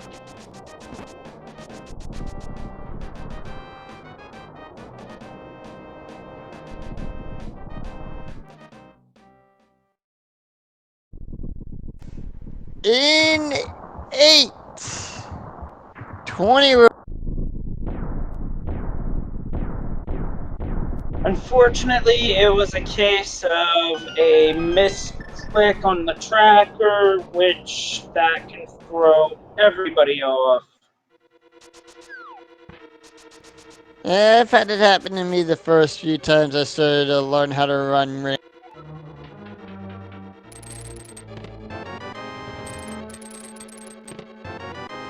Alright, in the fireball room.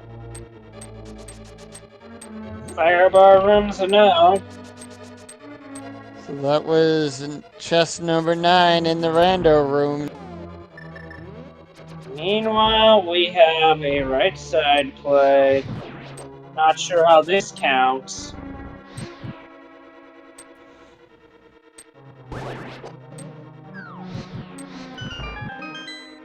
The 10 bomb, 11 the map, 12 the rupee stash, 13 the 10 arrow. Meanwhile, on the right side play, 50 rupees, piece of heart, compass, and bomb. not right side, so Tyler is on the right track here. Unless it turns out to be in the tile room, which would be evil. I've seen it happen.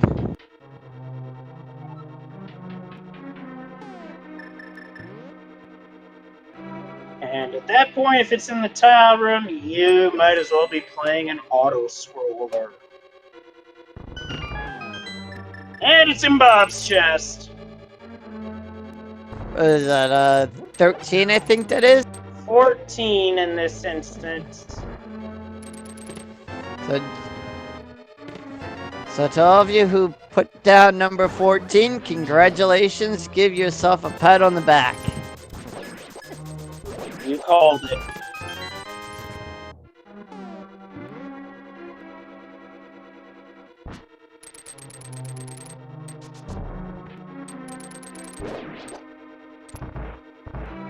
Well, 13's definitely Price is Right rules closest without going over.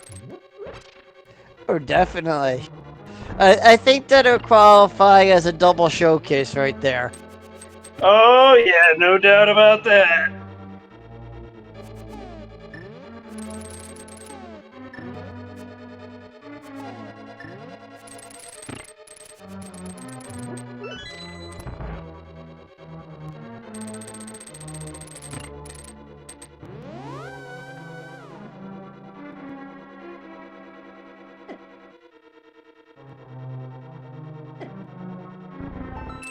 Taylor taking a spill on the bridge. Not a good call, and going up through... This is a bit of a gamble here. Going for Gauntlet with 2 hearts down to 1. No, geez, this could be a disaster. I don't think they got any safeties. Right after I took 2. And nope, they had a fairy, so I was wrong on that one. Commentator proven wrong on this one.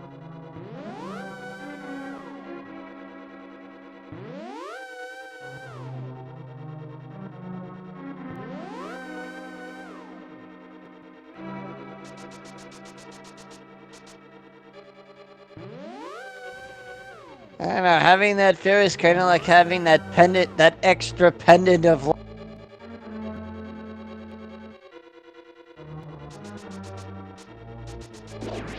Good fire rod shots throughout Gauntlet. Very good gauntlet play there, and definitely good save by the fairy. Picks up a fairy as well too with the power.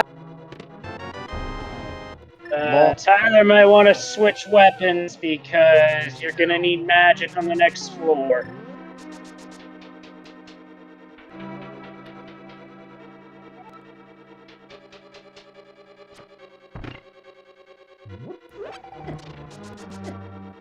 As Terra Enigma Hack is now setting up for Turtle Rock. And no, Agate 2 does not refill health, so after Agate 2, whatever health you've got is whatever health you've got.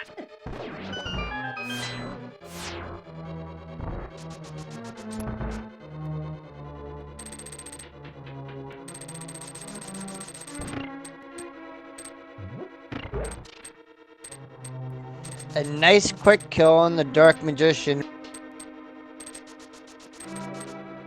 Yep, it's always nice to get a quick kill on Wizrobes, especially with how nasty they can be in the earlier Zelda titles, like case in point, Zelda 1 and 2. I've rage quit on those games. And truth be told, those games are not easy.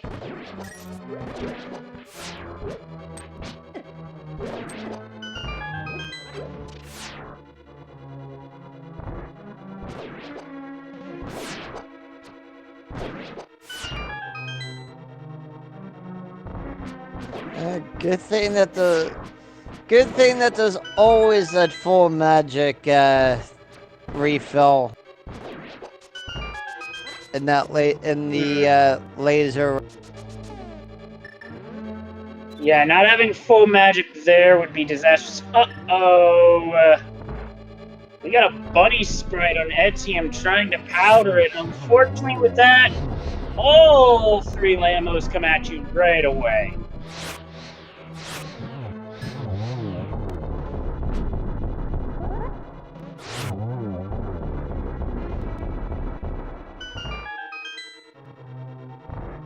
Now Tyler Salt first for featured runners to hit Moldorm 2, and it's a first try. Does he go for the chest? No! Moldorm's last possession is going to remain there.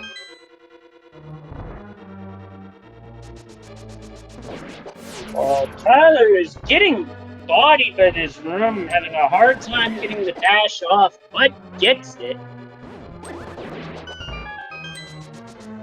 It was like that. The mini Helmasaur didn't want him to do it. That and the spike slider's getting in the way, but how's the geometry? Got one there. How's this pattern look? Got a nice last second slash for one there. And another one. At least we know Agate 2 likes to play billiards. True that.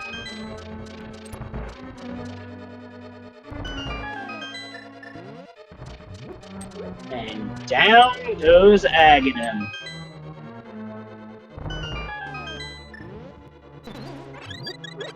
I wonder what a random fact quote from the giant pig is going to be. That is a good question, and we are soon going to find out.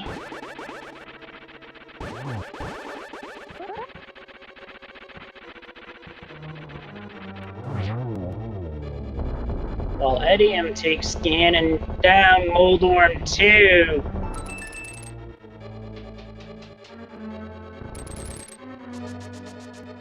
And it's a Spaceballs quote! I was about to ask, what movie was that from? Meanwhile, Etium with better execution in Helmasaur Room, a better... Well, never mind that, because Tyler Salt rolled the God Corner.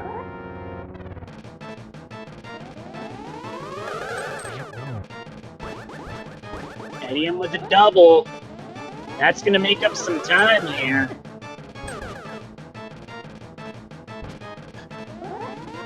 You know, the one thing we forgot to talk about throughout this whole...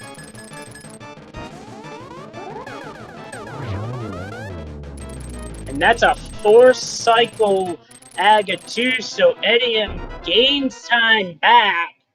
But it's not, I don't think it's going to be enough to catch up to Tyler unless, well, let's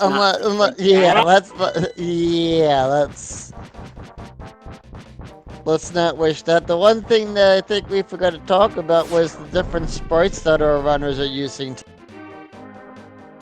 Yep, Tyler's with a Steven Universe sprite. Etienne looks like he's using Fox McCloud. Yep, I thought it was Garfield for a second, but it certainly doesn't look like the fat cat. Meanwhile, Tyler Salt. Oh, I thought that was it, but nope, one more hit, now we get it right. Tyler Salt gets the last hit on Gain, and we've got Bacon on the restream. And with that, Tyler Salt crosses over the threshold as soon as the door opens and wraps up with a time of 2:03 flat.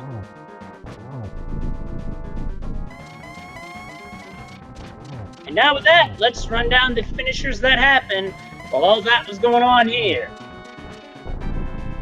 This race winner was Hitsuyan 1337, who dropped a 1:35.46 on this scene. That was your first place time.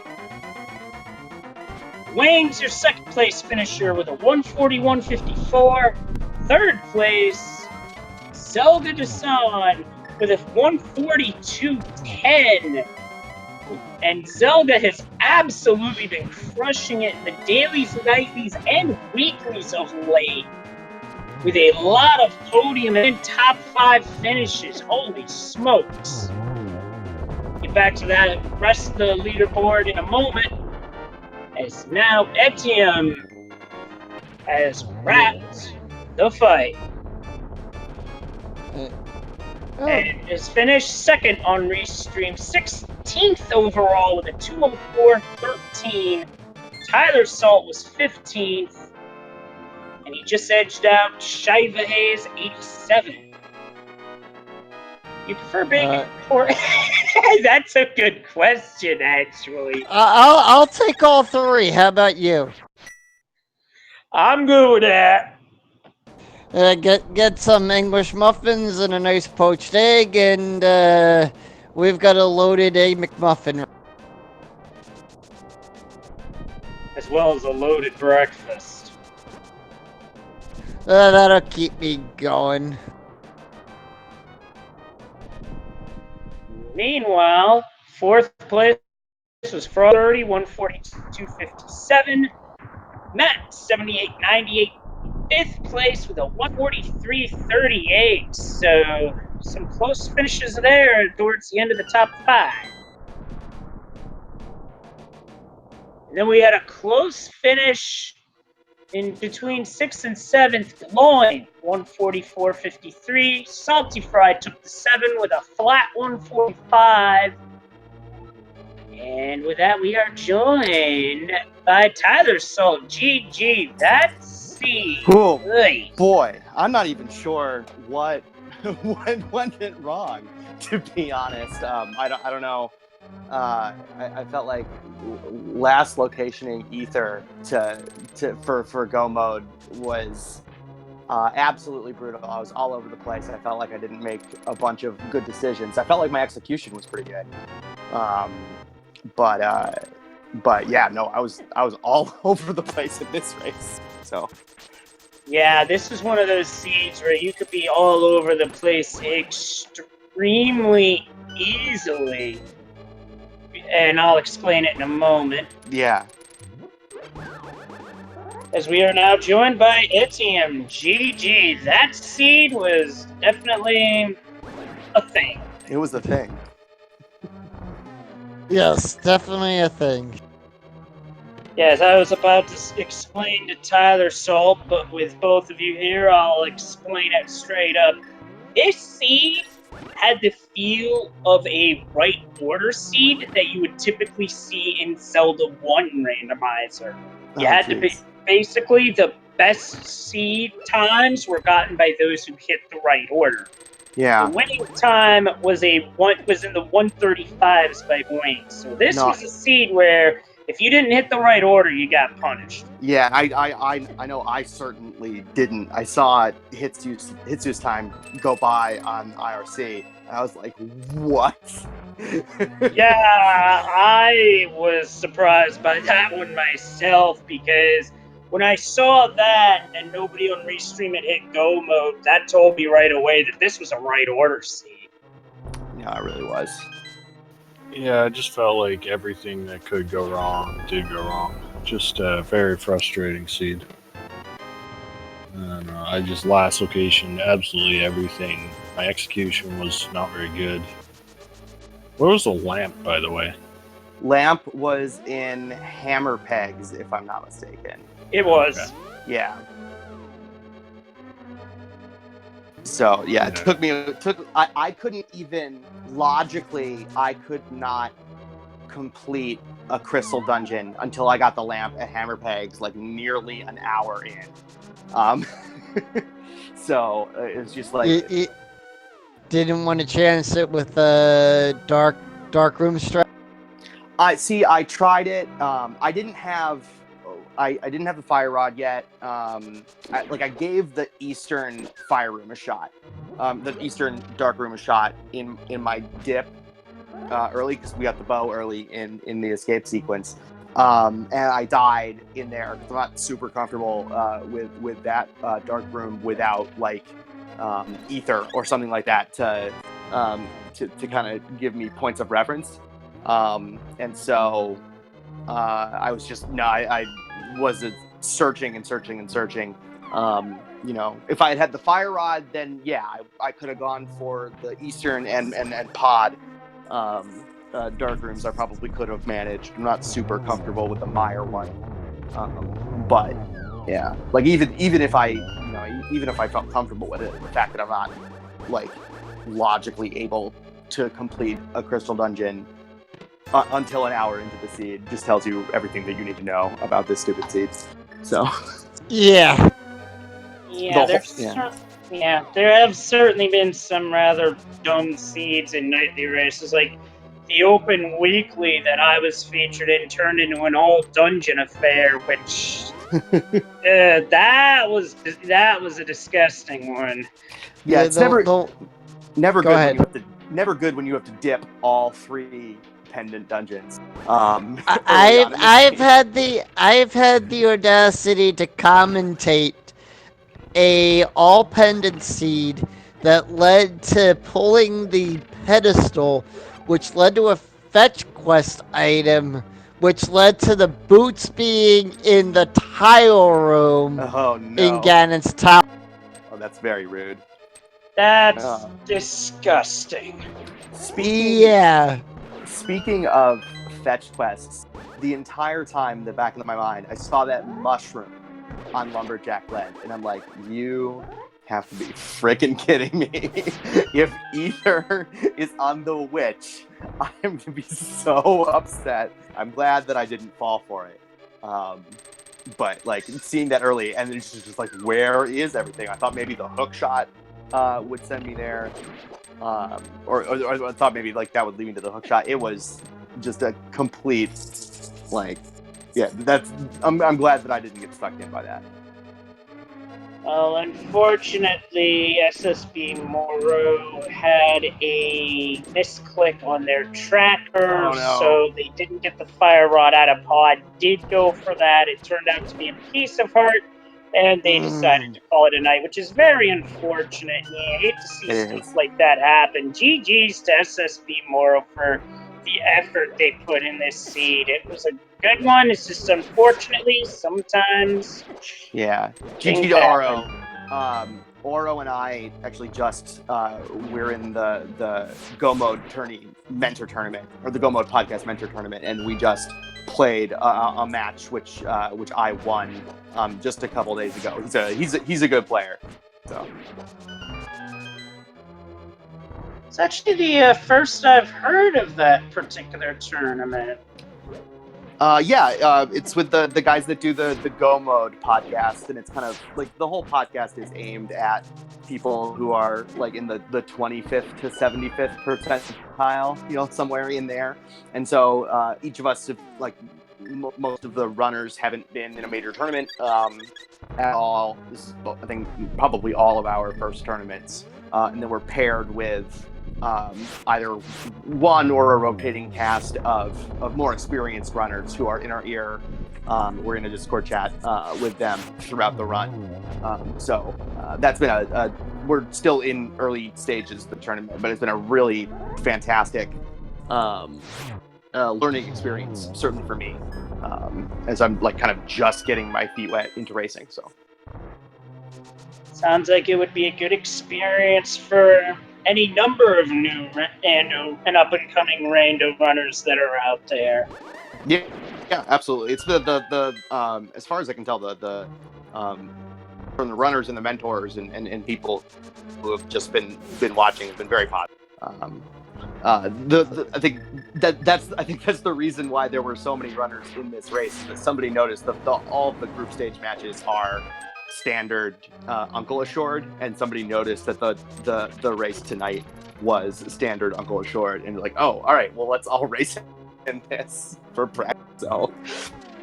So it sounds like something I would be interested in doing if it's something that's gonna be a regular thing. Yeah, I don't know.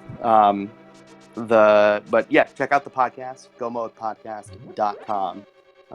Those guys do a good job. So shout outs to them. Certainly, well, that's certainly something worth checking out once we've all here, in my estimations. Yeah. Terra just finishing up their climb up Gannon's.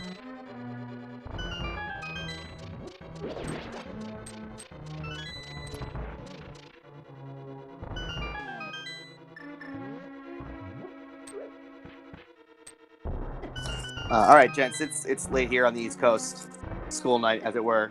I am going to check out. Thanks for having me tonight. No Alright. problem. All right, GG's, Tyler. Thanks very much. Sometime soon. See you around. Bye-bye.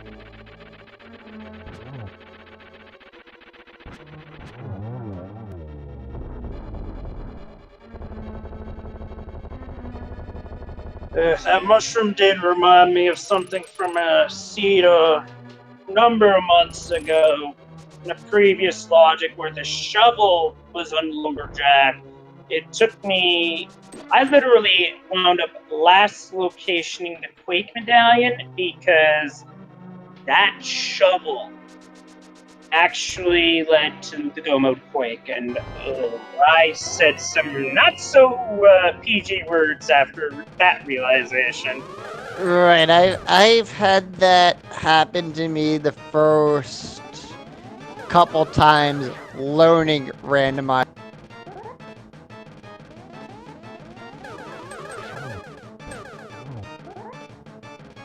Nice double for Terranigma hacks. One more hit. Down goes Aga 2.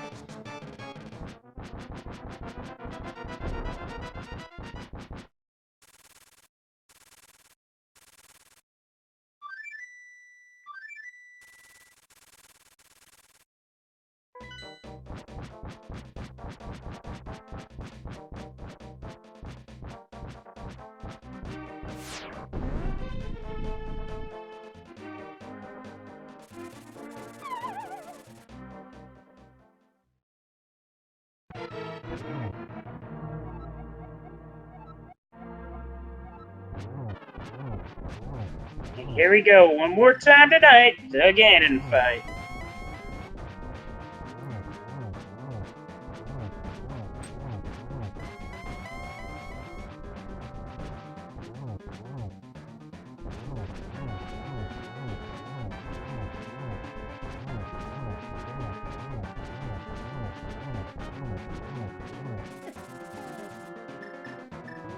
And thankfully, Terra Enigma Hack, having a blue potion, able to get all that magic back.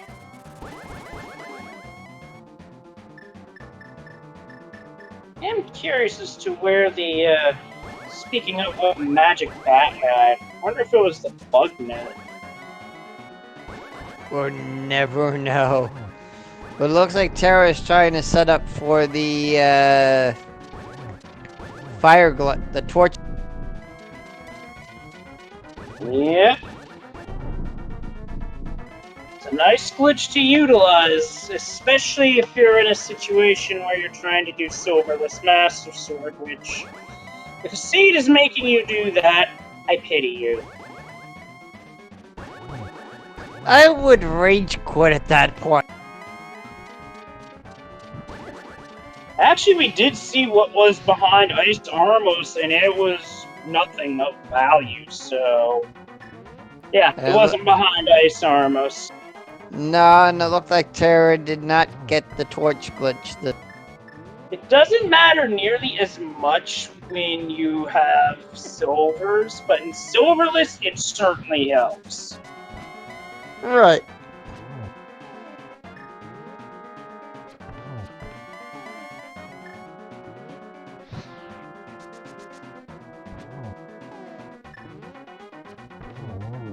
And with that last silver arrow shot to Ganon, Ganon is down, and we got Bacon. One more helping. Call the folks over at Epic Meal Time. As Terra Enigma Hat finishes in 21st place overall, third on the restream with a time of 2:18.29, and he snipes 22nd from the Daddy Gamers by 4 seconds. And unfortunately, that cost the Daddy Gamers 21st, but now we know why Terra Enigma had a bit of a break during the race. A nature call. That could happen to anyone. And with that, we are joined by Terra Enigma Hack. GG on the seed. GG. This was a rough one. Yeah, it really was a rough one. I was afraid that it would be an agri seed because of the mushroom. Because you don't know which item is behind the mushroom.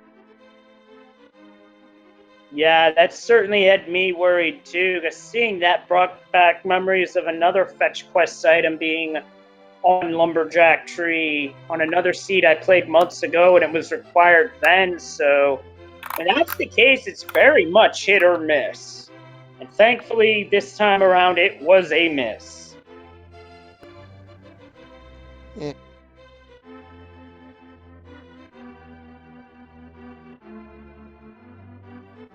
So overall, your thoughts on the seed?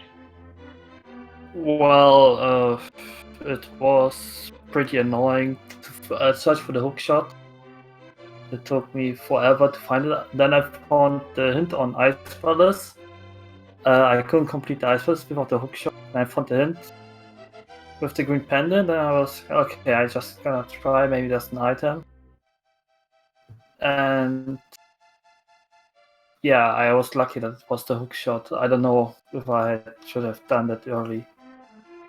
Wait, I couldn't get that early. I think it was Skywars was green pendant, right? Yep, Skullwoods is green pendant. So Yeah, and the fire was an ice palace. Yep, Ice Tea chest. Yeah. Yeah, that was kind of the dirty of the game.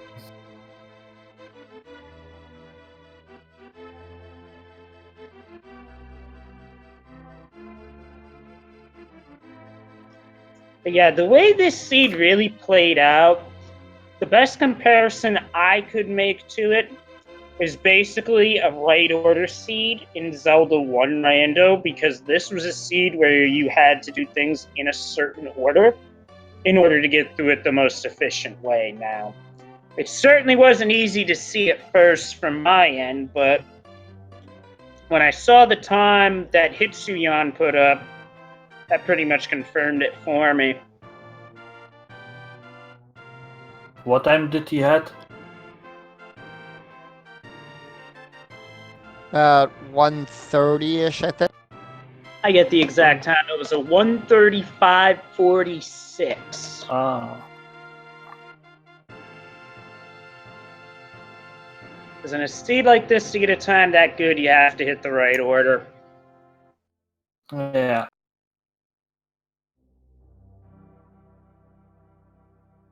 I should do the old man more often. I always forget about the old man in the cave. And that's why I was searching for the ice rod, and Swampers died at the left side in order. I'm hoping not to skip the ice rod, which cost me a bit of time. But in the end, it was the old man had it. And I always forget about the old man in the cave. I don't know why. It is easy with a randomizer like this to forget about small details like that from time to time. I know it's happened to me myself, so nothing. Well, it's nothing to be too terribly worried about. Just have to bounce back on the next seed.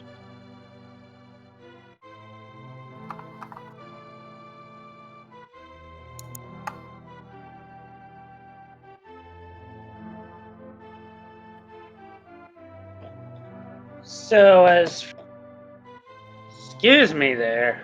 I don't know where that came from. But, anyway, what was I going to say? By the way, the mushroom turned out to be a piece of heart, so it really was a case of having that mushroom at Lumberjack Tree being nothing this time. And the Quake medallion turned out to be in Hera Basement, so yeah. Good thing that I know that I missed that item there in the basement.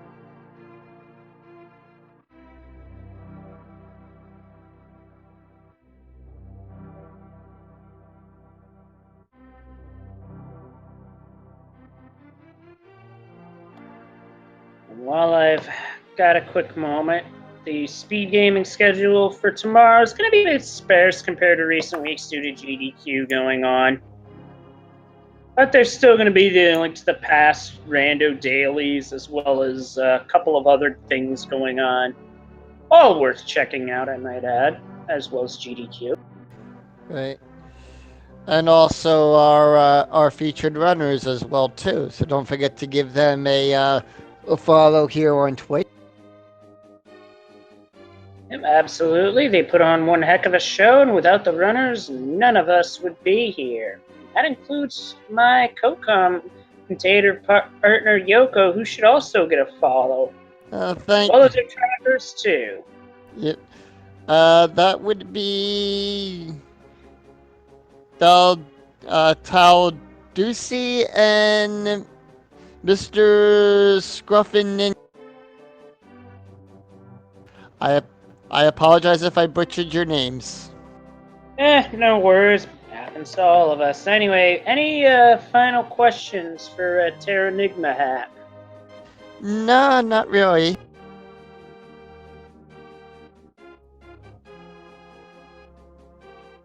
So, thankfully, we did locate the fourth sword. We knew it was at Pyramid Ferry. No one was heading that way at that point anyway. Unless, well, it is what it is.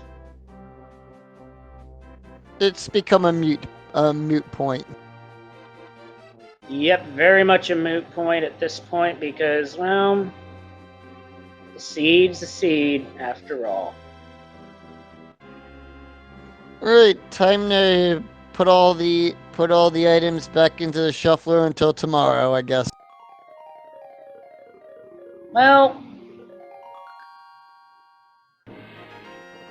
oh wow, menu time and lag time that close together. I don't think I've seen that before, but hey, see something new every day, I guess. Yeah, I probably was 3 minutes or so in the menu while I was on the toilet. Hey, it happens to us.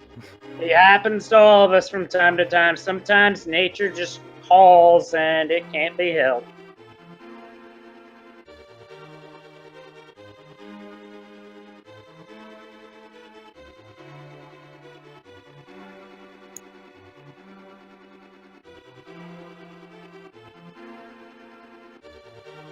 So with that, Yoko, any final thoughts on the seed?